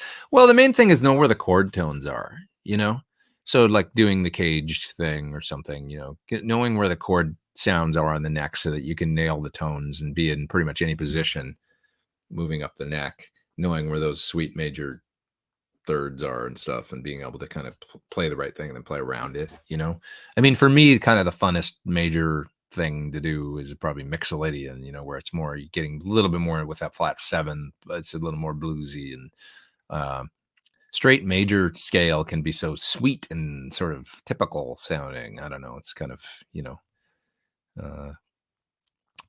so it's a tough one, but I would say getting a little bit more into an arpeggio based, or caged, knowing those chord shapes, and then thinking less about the modes and a little bit more about where the chord tones are. And then, you can kind of play anything around that and then be nailing those sounds. Does that make sense? So look up some lessons on like the cage system, or, so that, for instance, if, you could stay in one position and play in the second position, then move up to say the fifth position, then move up to the seventh position, moved up, and you should be able to solo in all those positions over the, and being able to visualize the chord tones of the progression that's going by when you're in each of those positions, so that you can play relevant stuff, in each position. Think a little less modally, maybe, and a little bit more just chords.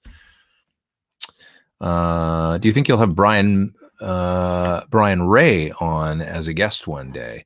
I'd love to, actually. You're right. I should ask Brian if he wants to. I mean, we're old friends. I've known him forever, so it's like he would be great. It's probably. I think you guys want guests again. I've been a little lazy on getting the guests on the show. So all right. I'll get on it and think about another show with a guest. But I think Brian would be fantastic. He's a really interesting guy to talk to. He's got so many stories going way back. We can talk to him about when he was, 18 years old, playing with Etta James in France with John Paul Jones on bass, for instance. Wow. That's pretty cool. And he was the MD. It's pretty cool. Playing his 57 Les Paul that he still plays with Paul McCartney to this day. Pretty neat. He's got a hell of a guitar collection, too. He's got a guitar-shaped swimming pool. Give me a break. Come on. What's this? Let's see. Ben says he's specking out an alt T with Thornbuckers. What I recommend is a middle single coil for great quack tones.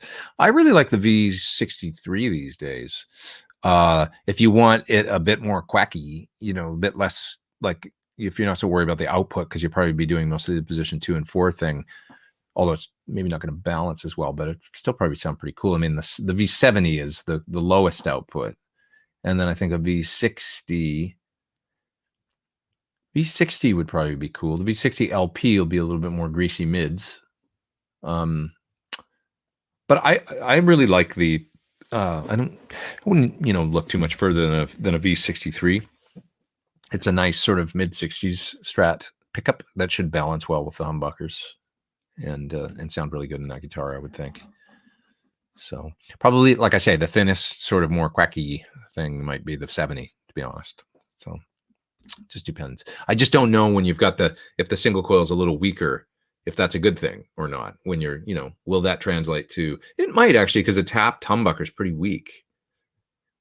Yeah, that could actually work pretty good. Like a V70 with the humbucker might match really well and make the guitar a little more versatile. It's going to be a little louder if you have the 63. So stuff to think about. It's all speculation until we hear it and try it. But yeah, Ratal Music is leaving and says bye and have a great week. Happy Valentine's Day. See ya. Okay, at Pete Thorn. Okay, wait. Where's that question I was going to look for? Todd Roy says, I heard Brian May is the nicest guy on the planet. He was very nice to me. Did you ever play with Noel Gallagher? No, but I met him once. You want to hear my story about meeting Noel? It was perfect. I walked into the dressing room at Budokan because I saw him in Japan. And I walked in with my friends that had been invited to the show because we knew a bunch of people that played in his band. And we walked in, he looked up from the couch and he goes, who are these guys, a crew? Which is exactly what I would want Noel Gallagher to say. Perfect. Vincent is up there in the super chat. He says, I just picked up a used exotic SSS model, has a Illich backplate cover installed, dead quiet. Those are really good. Yeah. Even in this room, I still get, even with like Illich, which I have on my green Strat, it's very quiet, but it's still, I still get buzz even in this room. Although it's better. It works quite well. So yeah, but I love that. The Illich is great. Silent single coil kind of setup for sure. Looking again for that question. I'm not going to quit until I figure out. It was Ed, right? Where is it, guys? What was his question? What was his question? Anyways, keep answering something else here. Wrecking Crew's asking if I put together my ideal band, what would it be? I love Matt Logg as a drummer. He's fantastic. I love to play with him. My friend Eric is also awesome. Who else? I mean, my friend Jurgen, my friend John Button on bass. Either of those guys are fantastic. So I like playing with those guys. You know, if I was to do a band with a singer, who would it be on vocals? I don't know. I have to think about this. I haven't thought about it. My ultimate band. Maybe I should think about that and then try and, manifest that action. When you add delay on your guitar, do you like the VST and the insert or as a send? Okay, so using a plugin. I generally don't put it on the strip. If we're talking about adding delay on a guitar and a DAW, I'll generally use a send and go out to, a bus with an effect on it. And I like that.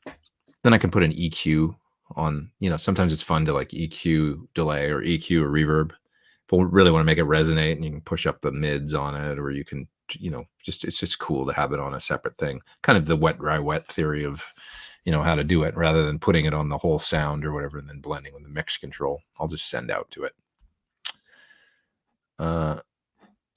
What's this one here? Steven says, is there a way to use a detuner while at the same time quickly change the Floyd from floating to dive only? That would be what you would use a trem setter for, or a quickly change the Floyd from floating to dive only. Yeah, you would use the Tremol No. So with the Tremol No, you can relatively quickly do what you're talking about. Look into the Tremol, TREMOLO -no. I think that's how you. Google will figure it out if you put that in. But it allows you to have fully floating, or it allows you to have sort of blocked, so the trem will go down, but not up, or it allows you to completely block the trem, so it's fixed and the trem doesn't work anymore.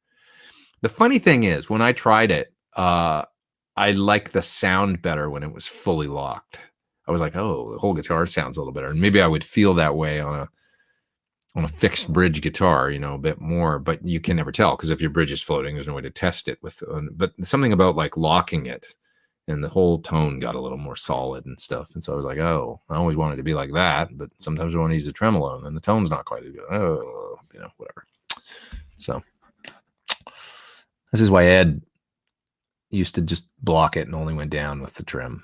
I remember showing him a guitar once. I had it's my Sir with a Floyd Rose that had no fine tuners on it. And I had it in my car. It was lying on the back seat, and I was leaving when I was at 5150 visiting him one time. And I go, oh, check out this guitar I just got. It's got it, like, see how I was like, it's got a Floyd, but the old no fine tuner and no locking nut. And he picked it up and it was back routed. And I should have, because I knew this about it. I knew he would, like, had I thought about it, I knew he would have said this. But he's like, oh, the bridge goes up. Oh, I can't play like that. I put your hand on it and it goes out.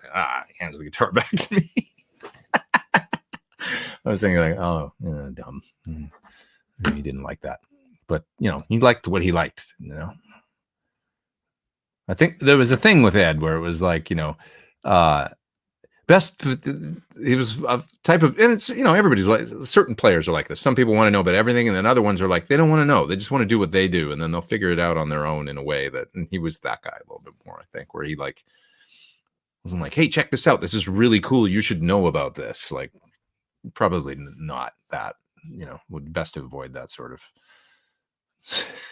I think, he's a genius in his own right. Just let him find his own way with it. I did show him a couple things though that he.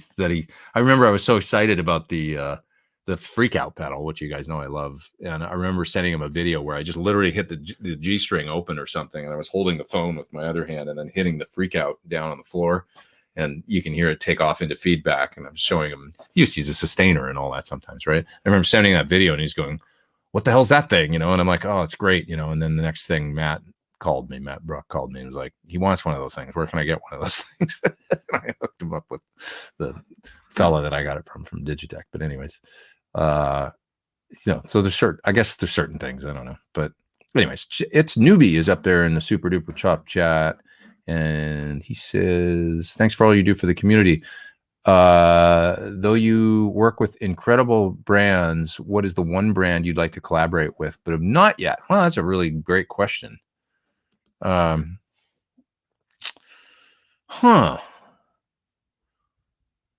guess, like I've already done with UA, really, sort of, because it was indirectly, but through Brainworks, I've already got a plug-in. But UA is making such interesting guitar-related stuff. I could see doing something with them at some point that would be a little bit more like, I still, okay, like, well, I don't want to give away ideas for products on here. I want to keep them to myself. But I've got ideas about things for guitar players that are recording in studio and stuff like that, like how, like a real guitar-oriented kind of things like interfaces and things like that could be beneficial, I think, with some features that I haven't seen before.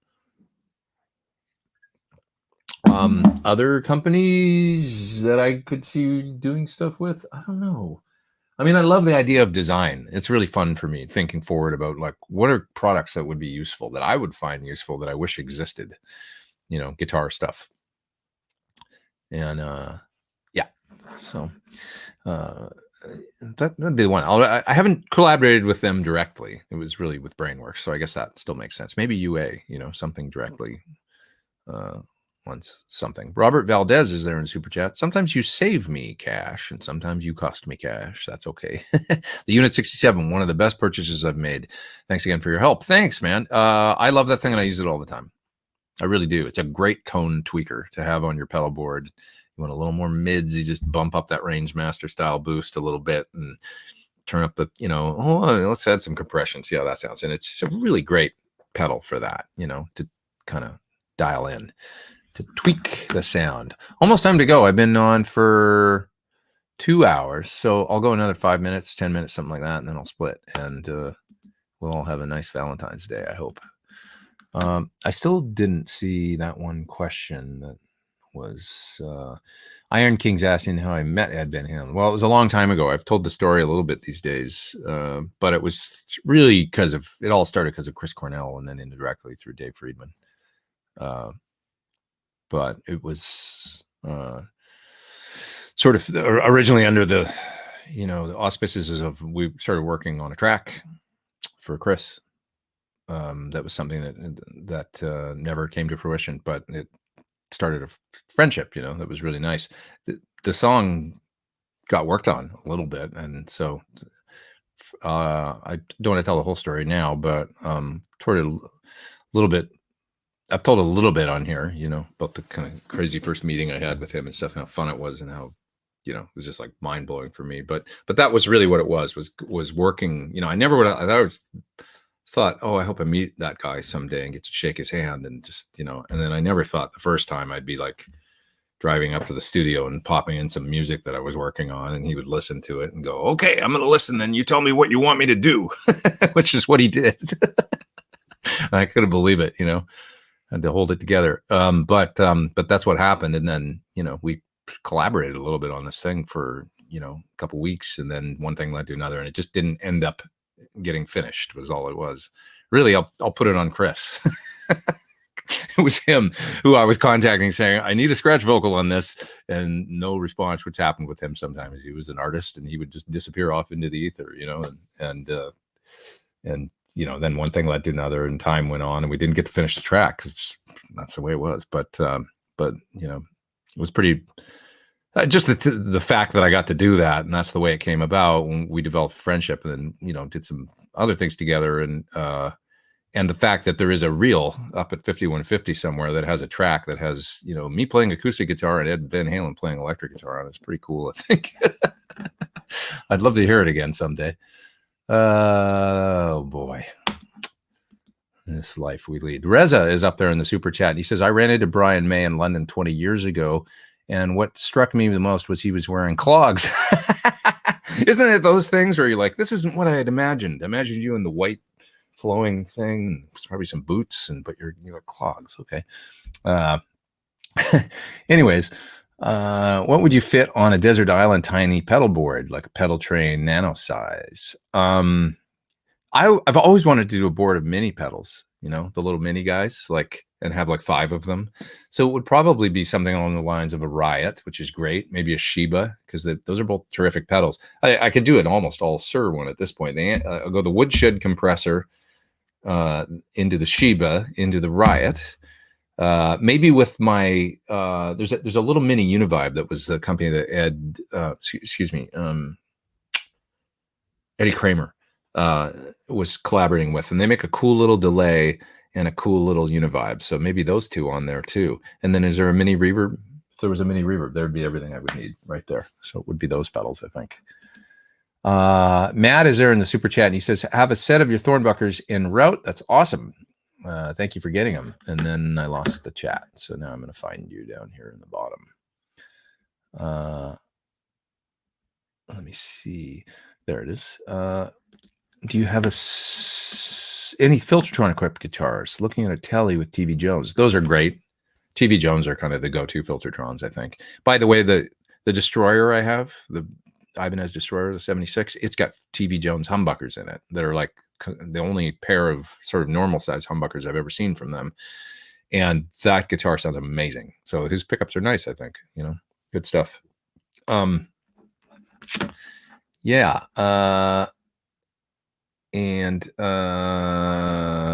To see, my only guitar with a Filtertron is a Tressart. My mind is slow today. James Tressart. I have a guitar that's like one of those, metal tees that he makes that looks like it was found at the bottom of the sea, like all rusty kind of, and it's got a Filtertron style in the neck and a Telly pickup in the bridge. And it's a cool guitar, and I should play it more. It's just a weird kind of with the metal, but it's cool. It sounds good. So, yeah.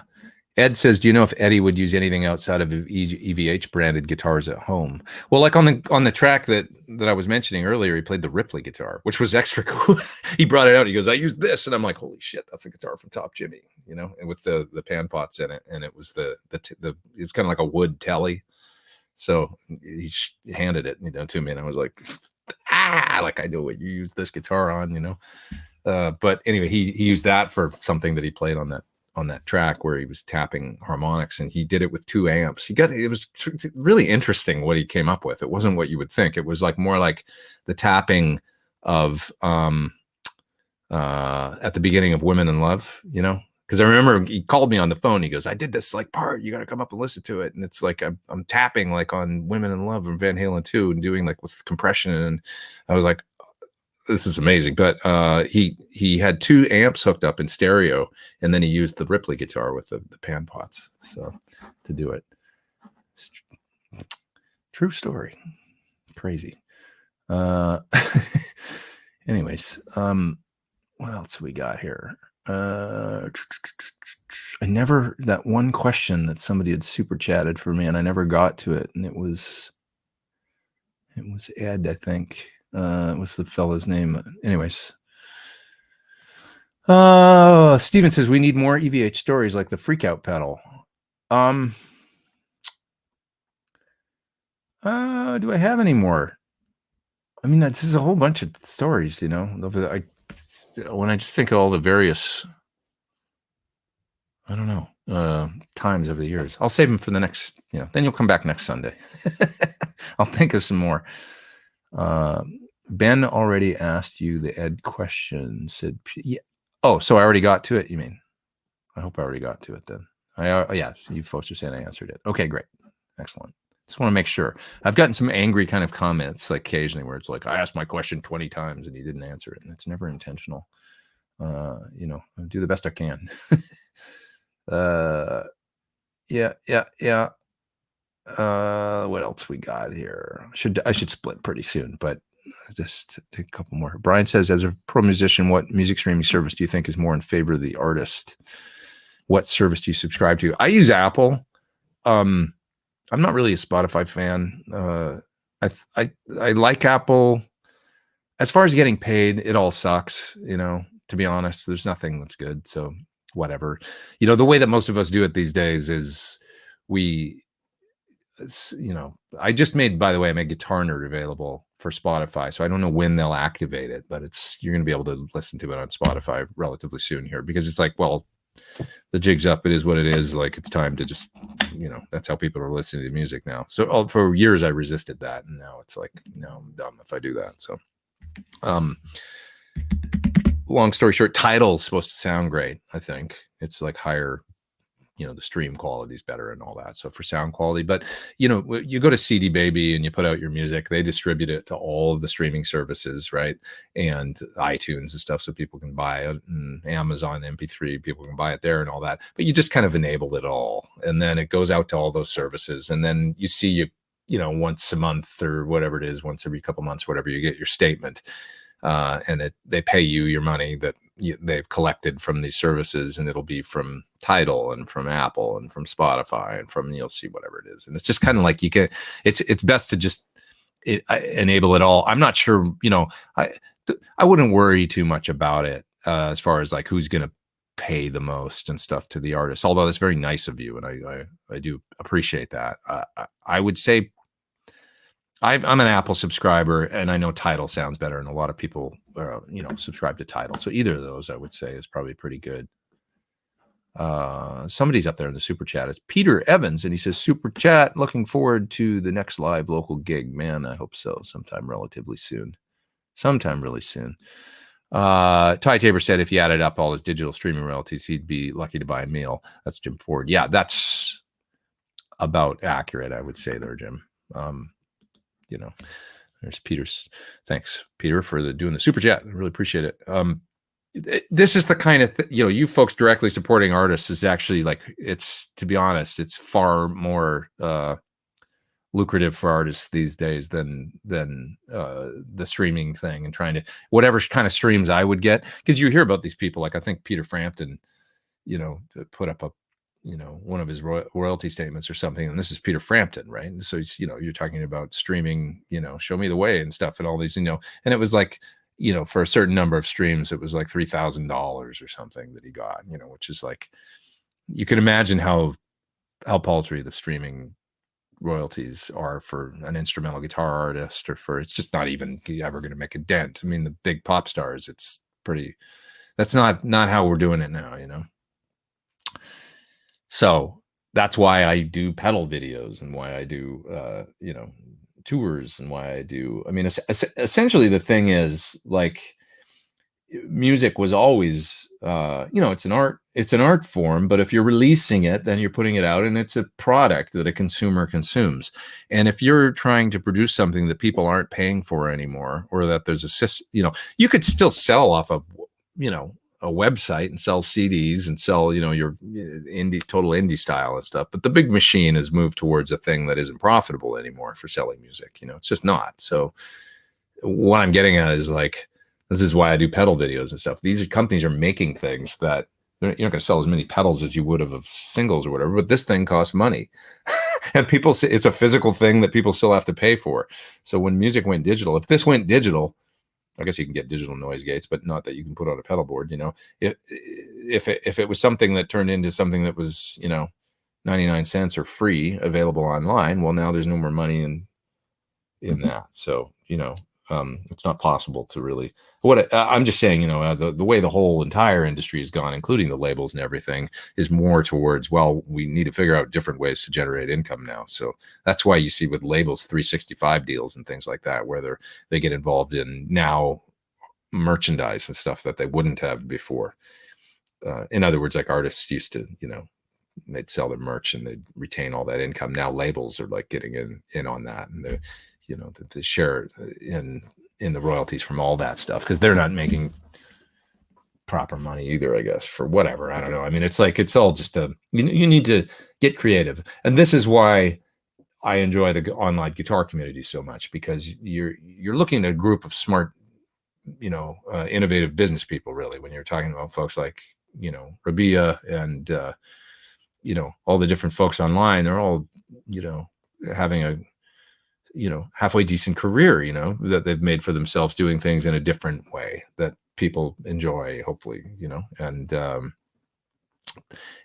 that, to me, I'm not a spring chicken, you know, and it's like me moving forward. It's like, well, what am I going to put my effort into for the next however many years so that I can, you know, have a music career, play music, you know, earn some income, and also, you know, have some fun and stuff like that, and not be like one of those, you know, bitter people. Well, nobody pays for music anymore. It sucks. I'm gonna have to get a day job. No.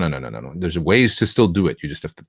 It's different, and you can fight it, or you can, you know, I mean, you know, there's the, you know, folks on the internet that'll fight it till the end of the, you know, with the copyright stuff and all that. And I guess that's one way to go. So I'm just not personally, you know, like if you can't beat them, join them, and then figure out a way to utilize the system. I don't know how else to say it. We need a musicians guild to provide more opportunity. I mean, I think that's one way to go, but the Wild West aspect of the way it is right now is pretty cool too. Like, just from the sense of, I guess I'm a little bit of a, you know, what did I hear that Neil Peart said? He considered himself later on in life politically a bleeding heart libertarian. Which I like. I mean, I'm a pretty liberal guy and stuff like that, you know, but I think that there is an aspect of that I enjoy about the rugged individual, you know, forging their own path. Like that's a pretty exciting time right now, where it's like there's not as many, you know, like I'm not really like I've never been like a musicians union guy per se, or like, you know, part of, you know, I never felt like they did anything for me other than collect money, you know, from sessions and things. And I guess occasionally it's nice to get those, you know, film music secondary markets fund, you know, whatever checks and things like that. But that's not the primary way I ever made my money, is off of, you know, paying dues to a musicians union and then going and recording and making, or even record sales. It's all been other stuff. So, yeah, BC Rich says there is a musicians union. I always just found it like really outdated, and like, and many times I'd pay my dues and go, what are these people doing for me? You know, like, I don't know. Not that I'm against unions. I'm not. I just do an effective union. Okay, I'll give you an example really quick, and then I promise I'll go. We get 520 people online still, though. But back when I was doing more television, when I was playing on the Tonight Show and late night shows like that a lot, which I did for a long time, like for, you know, touring with American artists and stuff like that, you find yourself playing on, you know, Leno and Letterman and all these shows that were on, right? Back when I was doing it a lot. I was a musicians union member, and I quickly discovered that I should become an AFTRA member, because if I was an AFTRA member, I would make 3 times as much money doing those shows. So I'm a musicians union member. I'm paying my dues to them every year, which at the bare minimum you had to be really to go do those shows. They would let you do one, and then you get this thing called a Taft-Hartley or whatever, where they would basically go, we'll pay you, but you have to join the union now.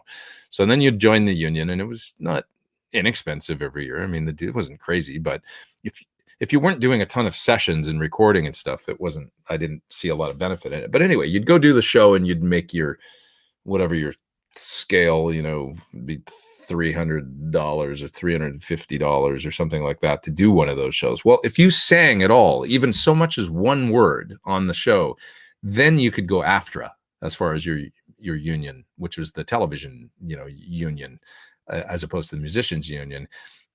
Then you'd make like $750. So the trick was, even if you're not in the, you know, the trick was just give me a mic, even if I'm not singing background vocals on this song. Let me sing one line. Like, let me just say, yeah, in one part of the song. Because if you did that, you get paid triple. So I quickly joined AFTRA, and, you know, and it paid for itself within a week, because when you go do the promo for a new single for an artist or something, generally you're on 2-3 shows in like 1 week, many times, you know. So it was $1,000 to join AFTRA, I remember, but it ended up being really lucrative in the end. So that was a little tip. If you do, if you're in this game, this bag, you know, yeah, you're gonna have to join the musicians union, but see if you can join AFTRA too. And then they give you the option when you get the paperwork to go. When you show up to do the show that day, you'll have to sign some forms, put your social security number and all that, and fill out a 99 or whatever all the forms were. And they will ask you, do you want to, you know, are you a AFTRA musicians union member? I'll be like, I'm AFTRA. It was a better union. And then AFTRA joined with SAG. And, you know, if you could get in there and do enough work with AFTRA and SAG within a year period, you qualify for their health insurance and like all kinds of stuff. Well, doing health insurance with doing health insurance with musicians union was like zero benefit for me. It was like I'd check on the rate and it'd be like crazy, you know, it'd be like I can get cheaper health insurance on my own just doing with the individual plan. You know, all my friends that, well, not all my friends, but I had some friends that do a lot of voiceover and stuff and were SAG members. And you know, they're like, oh, the health insurance is insane. It's awesome. You know, it's free and whatever. After you make a certain amount of income every year, you'd qualify for their health insurance. That was one of their benefits. So I always just felt like it was a far more effective union. So I'm not anti-union. I'm all about unions if it's good. It's a good union. So yeah. Just seen you on Samurai Guitarist channel and ripped it up. Just subscribe. Looking forward to this. Hey man, that's awesome. So it's great to see a subscriber coming in from over there. Yeah, I just did a video for that's Sean in the chat there. I just did a video for Samurai Guitarist. He was asking about, I think it was a minute ago now, but it was about tips on how to play fast, right? I think how to build speed. So I remember I sent him like definitely too much. I sent him like a 15-minute video and he's like, I'm only going to be able to use one little part of this because I think it's a video where he's got multiple different guitar players in it. But that was that's cool. I love that. I try and do as many collaborations as I can because folks like you, Sean, you know, you'll come over to my channel and hopefully subscribe. So I appreciate that. So Aaron says, what are your hair secrets? Just let it grow, man. Just that's what I'm doing. Just not getting it cut. I'm actually getting a haircut this week because it's like there's parts of it that are driving me crazy, but I'm not gonna, you know, it's gonna be one of those things where I'm like, just shape it up, just a little trim. I'm trying to grow it. But thanks for saying. It's still there. It hasn't gotten up and left, which I'm pretty stoked about. Ian says, love your demo videos. Thank you so much. Thank you. So Michael Anthony made bank. Michael Anthony made bank. Yeah. I mean, he made bank for other things too, because he had 25% of, you know, songwriting on a lot of at least the early records he did. I think Mike did just fine. He was a good businessman. That explains Linda McCartney's singing career. Oh, be nice. That was BC Rich. Even Jeff Beck sells merch on IG. Hey, you have to now. You know, you've got to. There's got to be a way that, you know, because Jeff Beck, I mean, he's not going to even have the streams that Peter Frampton does. You know, as Peter Frampton's a singing artist, so Jeff Beck's going to be more, you know, his instrumental guitar music and a little bit more. You know, so there's just not the income there. And if Peter's showing us that it's not there for him, well, you know, it's difficult. But yeah. You gotta find your way in this business to just thread that needle and figure out your, you know, and there's opportunities out there. There's ways to do it. And it's just spotting them, trying a bunch of different things and stuff. And then it's cultivating a lot of different income streams, you know. So if you can find ways to, you know, that's why you see a lot of people making guitar courses and then selling them online and then maybe running some ads on either, you know, Facebook or IG or whatever for a guitar course. They're making money in their sleep because somebody's buying it all the way around the world in Australia or something while they're asleep, you know. And that's the thing that you have to kind of do is figure out just different ways to do this, you know, and ways to not rely on others too much for your income. So like if you have an employer, like most of my friends that have been out of touring work this year, that's a rough position to be in. If you're, you know, even folks with real good touring gigs, like huge bands, big cushy gigs, they can't tour now, they're out of work. If you didn't have anything else set up or any other kind of income stream, it doesn't matter whether you're playing in a, you know, in a local band or the biggest artist in the world. If you're not gigging, you're not gigging unless you're on retainer, which ain't many people. So all those folks are out of work. So you want to always have these different, you know, income streams, at least a few, so that you can rely on different sources of income and not be relying on someone else to hire you too much all the time, you know, is a really great thing. You know, it's a great feeling to take a gig, a touring gig, let's say, and not have to want to, you know, you're doing it because you want to, not because, oh my God, I'm so thankful somebody hired me to work, because you're always going to be, that's going to end someday, that gig. So if you can, you know, cultivate ways to earn income and you're not relying on any one of them too much or any one person to hire you, then you can now, when something fun comes along or something you're really interested in, you can do it not out of desperation, and that's a great place to be. Steve Vai talked a lot about this in the interview I did with him a while back. I think, yeah, it wasn't, I split it up into segments. So I don't know if it's in the one about the amp. I don't think so. I think it's more in the one I did about true success. I called it, meaning of true success or something like that. And you can watch it, but he dropped some knowledge about, not making decisions out of,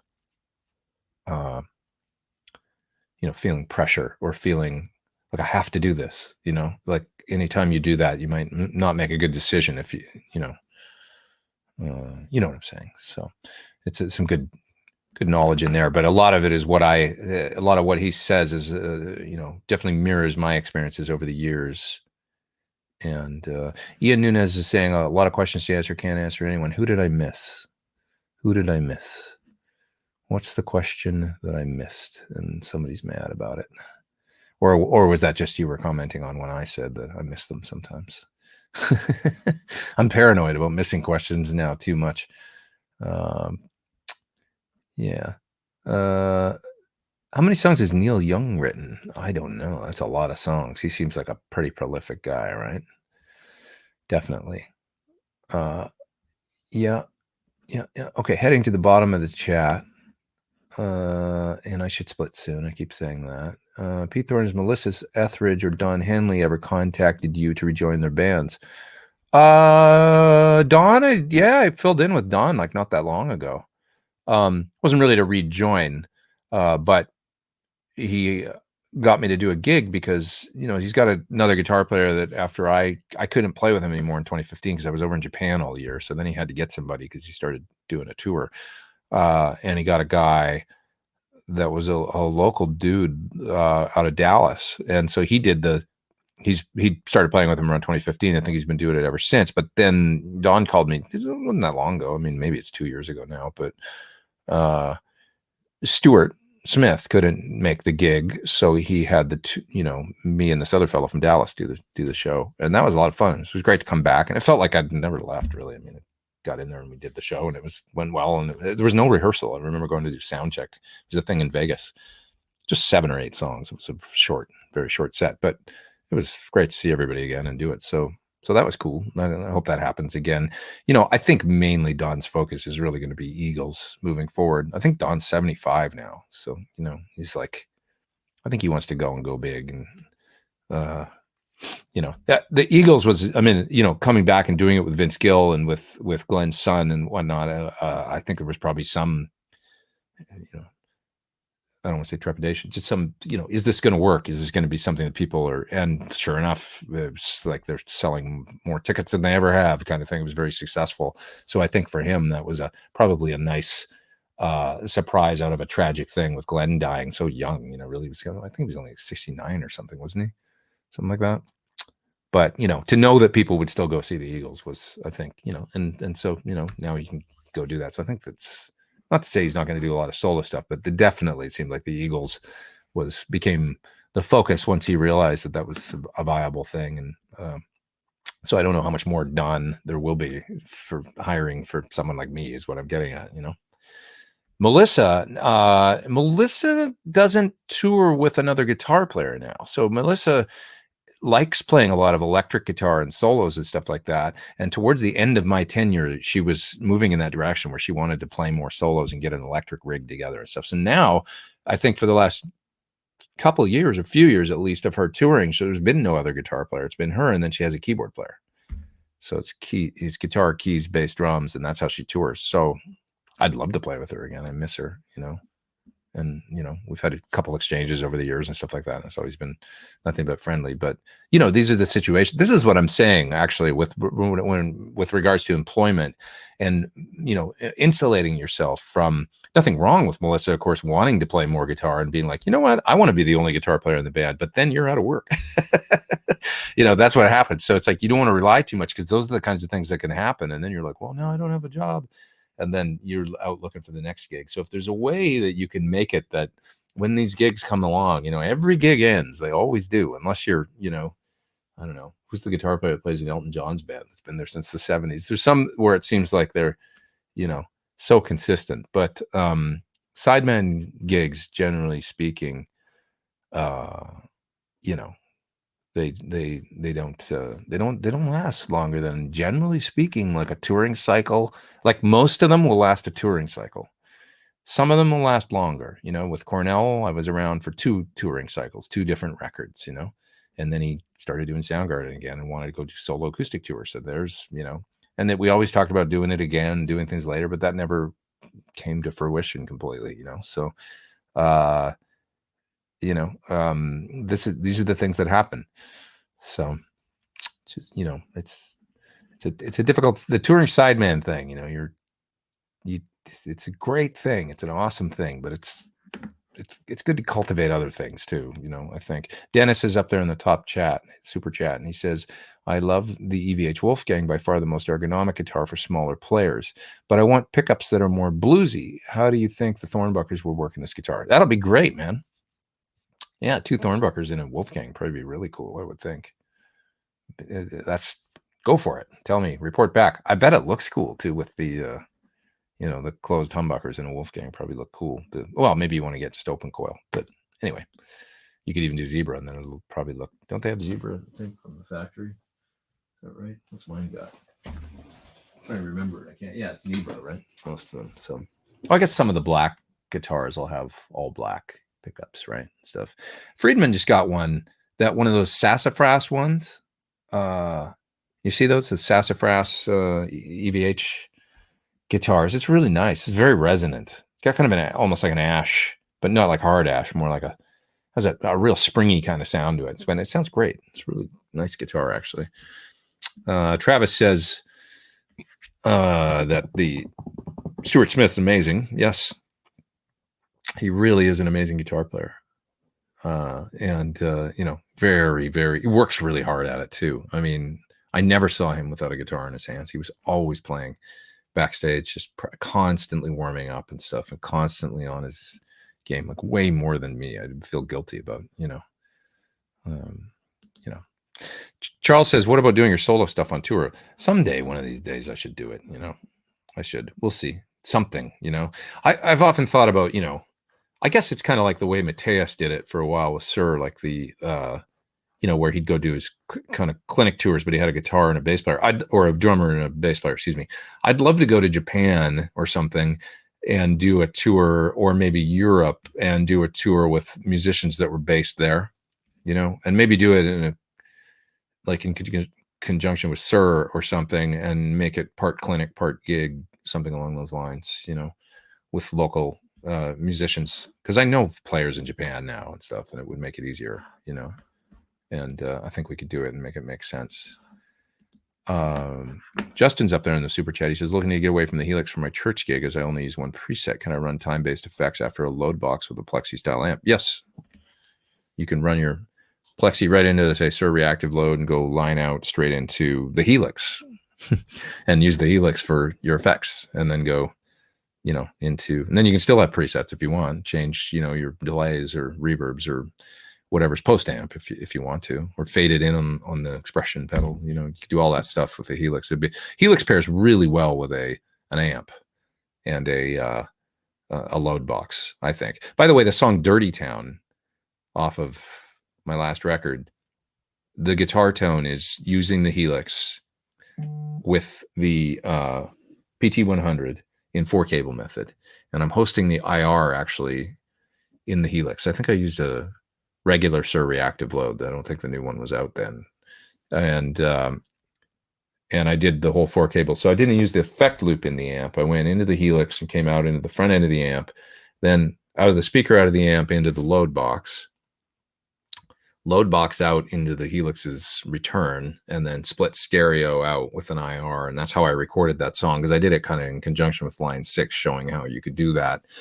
And so most of the tones in that song are all like, I think even the drive, I used an octafuzz from the Helix in the middle section, the kind of spacey middle section, and a couple of the Helix pedals and stuff like that. And the IRs are hosted in the Helix on that song. So that's, if you listen to that track, that's exactly how I'm I'm doing that as kind of amp and Helix. So I recommend that. It's cool, definitely cool.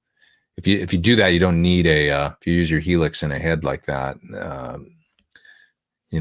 all you need is the load box. You get an original Sir reactive load and you're all set, and then you can use your Plexi. Kind of fun way to go. Satch used to pick up gear locally. Picking up local musicians is a really cool idea in the age of YouTube. I mean, yeah, if you could do a whole tour where you could, because it's like Friends. I mean, I wouldn't want to go full Chuck Berry with it, where it's like pick up musicians, and you show up and you don't know the people. But if you could get in a room and rehearse for a couple of rehearsals, at least a few rehearsals, and then do a tour of like, either, like I say, like maybe to be Japan and South Korea and that kind of thing, do a few gigs, around there with that group of people. That'd be really cool, I think. So I had a similar idea about Europe with another group of players to do that. And even with another guitar player over there, to use the same, I had an idea of doing an instrumental tour with a guitar player named Soren that I know that lives in Denmark, and he knows musicians there. And he also has a studio in Copenhagen. And he's got a lot of hookups with clubs and promoters and things all over Europe. So I thought, well, what if we did a thing where we did a tour? We'll put a band together, it'd be you and me and a bass player and a drummer. We'll rehearse at your studio, tour all over, and we'll do one set with each other playing, and I'll play your songs and you play my songs. So it's a whole set of like instrumental guitar, and I'll play rhythm when, and do whatever harmonies you want me to do or whatever when it's your tune. And then we'll do one of my tunes. So we'll do and I thought that's a really efficient way that we could do this, and probably, musically be like really fun, I would think, I guess that's kind of what they started doing with the Generation X and stuff, where you've got all these people out with, Zach and Nuno and everybody, and it's, one band, and then you've got all the different guitar players. I guess it's a very similar. It's not revolutionary, but did I miss somebody? Did you see the $20 super chat question on the Wolfgang pickups? Yes, I did, and I think it's a great idea, like doing the Thornbuckers Wolfgang. I think it'll work great. Justin Motes is up there in the top chat, looking to get. I know I said I was going to go, and then it just, here we go, right? Looking to get away from, like, there's 520 people online still. So should I go or should I stay? Looking to get away from Helix. Oh, I already answered that one. Right, that was the one about the Helix. Sorry. Have you ever considered doing a live stream concert of your instrumental solo work? That idea, a lot of people are doing it now and they really like it. Maybe I just have to warm up to it. I know, like, my friend Matt has been doing it and he really digs it. Matt Scannell from Vertical Horizon. Because I was kind of like, I don't know, can't get my head around it. He's like, dude, it's been great. I'm loving it. He's doing I think it's Stage It or whatever, and he's enjoying it. Andy Timmons does it and seems to really, like it. I just don't know, for me, if it's, I don't know if it's my thing, but I guess they seem to be really, really digging it. I would prefer to get past this whole stage, to be honest, and do a tour like I was just talking about with musicians, because it's not something I've ever done, right? Like, I've never done a full, club tour of just my instrumental music. So I'd like to go do that and get it together and stuff and get my head around playing the songs and how I would pace the show. It's like I was saying with clinics, like I had to go out and do a few and fall flat on my face a little bit, or, maybe feel like, oh, this could be much better, and then tweak it. And now I've got it. Like, going to do clinics now, I know exactly like what I want to do. I would want that opportunity first in a traditional setting before I go to do a bunch of live streams or something like that, because the live streaming and stuff, it's a whole, like, getting it set up and stuff. I mean, I admire the folks that have done it, but man, they put a lot of work in. Josh Smith, like all the cameras that he's put in his studio and stuff, it's crazy. Heath says, saw you in Australia at the workshop you did and now own a PT Sir Sig. Thanks, man. And some Thornbuckers and a number of guitars. Very pleased. That's awesome, Heath. I remember that clinic well. It was a nice vibe. It was in Canberra, and a number of folks had traveled. That was really cool. Like, folks came all the way from Sydney and Melbourne and stuff to get all the way there for that clinic, because it was the only one I was doing in Australia. It's, was about the dealer networks and stuff like that. That was the one store, and they were really nice people, and I'm really glad that they had me there to do it. It was awesome. I wished I could have done, one in Sydney and one in Melbourne and stuff too, but there just wasn't just didn't have that set up at the time. But to go there and do that one and have folks come all the way was really fun. And I love Australia, man, because it reminds me of Canada a lot. You know, I think there's a lot of similarities, and I feel at home when I go there. I really dig Australia, so I hope to get back down there. I felt so fortunate to get to go at all on the clinic tour. To be honest, not to say I don't want to say I'm ungrateful, that's for sure, because that I went there and wasn't able to do more clinics. So grateful to get to go to all the way to Australia and to be there on my own. You know, like not with a band and somebody else hiring me. It was like, that feels like a milestone for me to be able to get all the way to Australia and do anything under my own name. Felt like a really, really cool step. So, oh, and you're saying that you came from Sydney, I think. I just lost you in the chat there, but yeah, Heath came from Sydney. That's so cool, man, that you came all that way. Not only that, it was during the fires, I remember, and it was really smoky driving from Sydney to Canberra, which that was a really crazy to see that stuff firsthand. The one day I got to Sydney, the first day I got there was a clear day. I remember that, and went out and was able to walk around, have a nice day off and stuff. And that felt really good.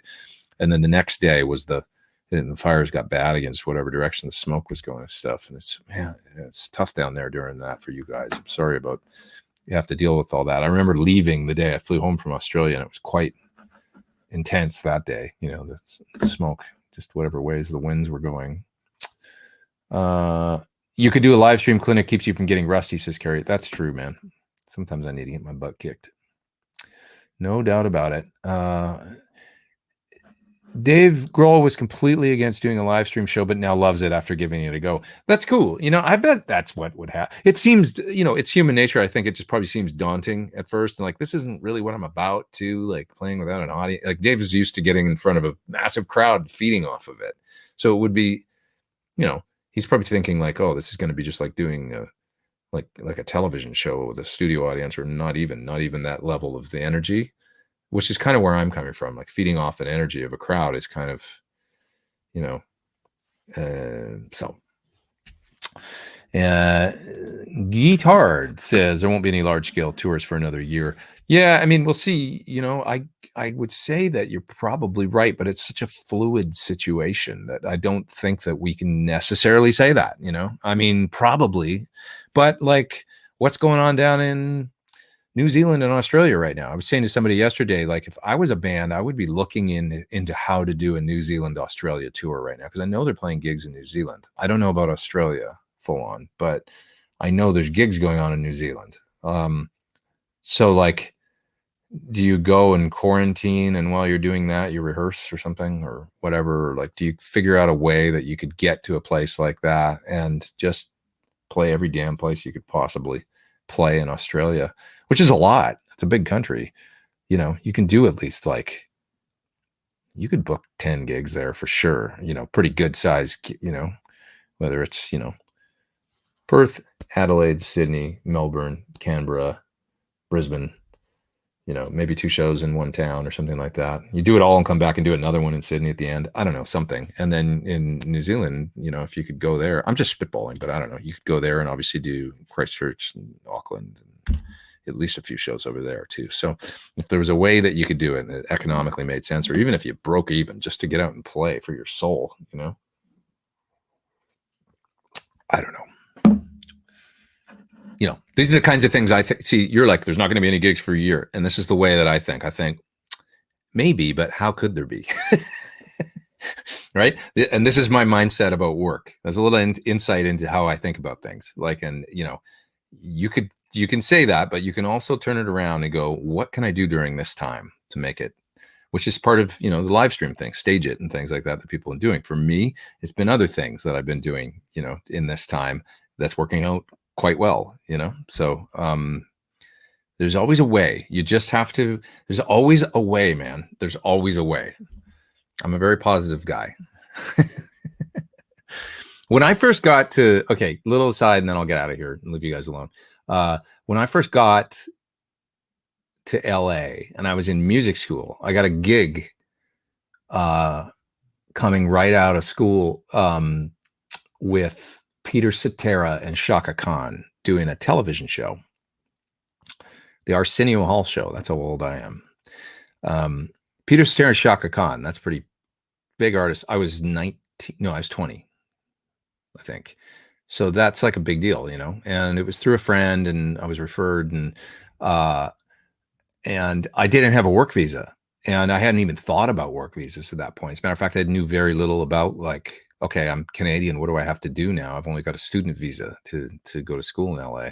Oh, I need a work visa? Oh, well, I got this gig. Like, what am I going to do? And talking to the, the people that were putting the thing together, they were like, yeah, great. You can do the show. And I'm like, yeah. And then, they find out I'm Canadian. It's like, oh, well, that's a problem. Like, and I'm like, really? And instantly I was like freaked out because I really wanted to do it. And then I had to figure out how to do it. And a lot of people would just go, oh, screw it. Right. Well, I didn't. And what I had to do the gig cost me a lot more money than what I made on the gig. But what I had to do was I had to join the musicians union in Vancouver, go up there, get a visa through the musicians union. So pay the fee to join the musicians union, pay the fee to have them do the visa, then travel back across the border with the visa to get to LA, on the visa. So now I'm legal to do the gig. It was a lot to do a 3-minute song on television, but I wasn't going to give up the opportunity because now I knew this is what I came to LA to do. And if I just got a gig, I got offered a gig with these big artists and I can't do it, what the hell am I even doing here? I might as well go home.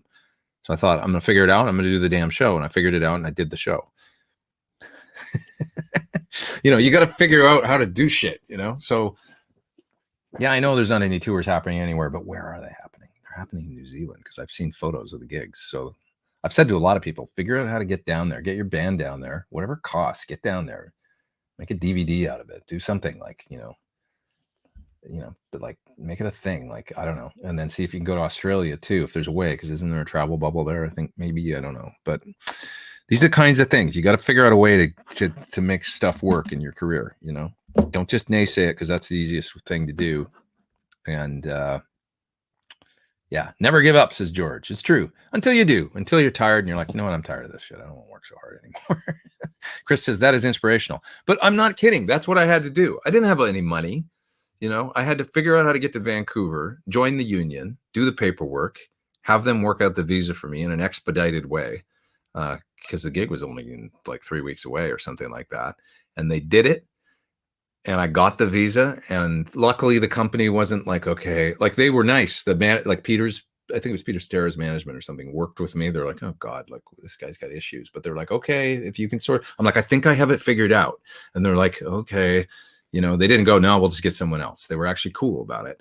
And I figured it out, went all the way there on a little 2-day vacation, came all the way back with the visa just to do that gig. And then I had to figure out visas beyond that, but now I actually, what that experience taught me, it was actually what led me to be able to get work visas for the next number of years in the States, because now I knew that with the union, the interesting thing about, and I don't know what the system is now because this was many years ago and it could be completely different now, but the musicians union in the United States and Canada is the same. It's the American Federation of Musicians of the United States and Canada, I think it's called. So there's this reciprocal exchange agreement that they work out between the two countries, and they'll go and like lobby Congress and stuff like that for like to figure out, or in Canada, the appropriate government authorities to figure out how to allow musicians to travel across the border easier, because it's a thing. Canadian musicians want to go to the States, American musicians want to go to Canada to do tours and make it easy. So if you're a member of a union, it was the one thing about being from Canada that where I had an advantage over musicians from, say, Italy or something. I had this musicians union connection. So if there was an employer in the US that wanted to hire me to, say, make a record or something, I could go to the union and get a visa through them after doing the paperwork. And it was much, much less expensive than doing the same thing through, say, an immigration lawyer. It was a couple $100 in fees as opposed to thousands of dollars in fees. Now, I think it's a lot more now because the things have gotten so much more strict. And I think to do an expedited visa like I did back then now would cost me thousands, even through the musicians union. So it's a different scene. And I was able to take advantage of that when I was a kid. But anyways, that's that. So I haven't even been looking at questions in the chat. I should really go, but I should split because I think the chats, I've been going almost how long? Yeah, it's going to cut off at 3 hours because that's what happens with my thing. But this is for the extra hour, says Alrondo. Thank you. I appreciate that. And let's let's see here. This person's asking about SSVs versus Thornbuckers. They're similar. They're balanced coils and they're Alnico 5 magnets, so a little bit different sound than the Thornbuckers. I find there's a little more variance in the Thornbuckers than the SSV. Thornbucker has a little bit of a sweeter sounding bridge pickup, and the neck pickup is a little underwound, I think, compared to an SSV, and a little more single coil sounding because it's got the unbalanced coils. So you're going to have that. To me, they have a little more character than SSVs, you know, character, whatever that means. But okay, anybody I missed in the super chat or anything? Let's see. I don't think so. I got just about everybody, and I could probably go now. Somebody was asking if I'm going to do an album with Steve Stevens. Nothing planned like that, but I would love to do anything with Steve. You know, we've done a couple tunes together and stuff over the years, and I always love working with him. Excuse me. People. This is a good point about people often sense when you really want something, they almost often understand, successful people especially. That's true. Like maybe you're saying like Peter's people allowed me to do the gig and were supportive of it and stuff. I think that's true. I was stoked just to be there, man. You might find it on TV. I don't know. The song was called Just Like Heaven, I think. And it was Peter Cetera and Shaka Khan. Yeah. On the Arsenio Hall show. You might see me in the background. I had very, very long hair back then. I remember that. And I'm you know, it's not an exciting guitar performance, that's for sure, but that was my first time on TV. I know, Shaka Khan. Yes, right? I know. I can say, hey, I played with Shaka. It's true. It's pretty cool. I get some cred when I say that, because sometimes I forget that gig even happened. And then sometimes, you know, you'll be around some folks and they'll be like, man, that Shaka contract or whatever. And I'll go, oh, I played with Shaka. And they'll go like, really? And you get a little bit of like, that's like a real credible, folks find that to be a credible gig. And it is a credible gig. She's amazing, you know. Peter too was amazing. He was awesome. I remember he was a really cool guy. He had a broken foot. I remember that he'd broken his foot in a skiing accident. So he wore a boot or he had like kind of like a, you know, he had it casted and stuff, but somehow he wore something that looked like a regular shoe, and he had his pants tailored so that you couldn't really see and then he had to basically stand still when he was doing the gig because he couldn't really move around with the injury. I remember that. It's a long time ago. Travis says, with Pete, you get more bang for the buck than a Korean PRS. I appreciate that. Thank you. Thank you. New Zealand is on lockdown. I know. But it's a fluid situation. So as things change, you know, will there be, like I say, travel bubbles and things? Will there be, or is the way that you could go there in quarantine for a month? I swear I don't have coronavirus, and then do the gig. I don't know, or tour, you know. Is there a way? I don't know. I'm just spitballing. Let's think about options. Yeah. Okay, you guys. I'm going to go because it's 2:52. It's going to cut off in 8 minutes anyway. Everybody have a happy Valentine's Day. And I'll think about some of the things that you mentioned this week, like maybe asking some of the guests that you asked to come on. I'd love to have Alex Lifeson on this show. God, that would be amazing. Kim Mitchell, Alex Lifeson. Let's get all the Canadians. That would be awesome. I don't know if I can make that happen, but if I could, I would, and I will. I don't know. We'll see. Some way. I should take my own advice. Figure it out. Make it happen. Okay. Thanks, you guys, so much for being here and all the super chats and everything. I really appreciate it.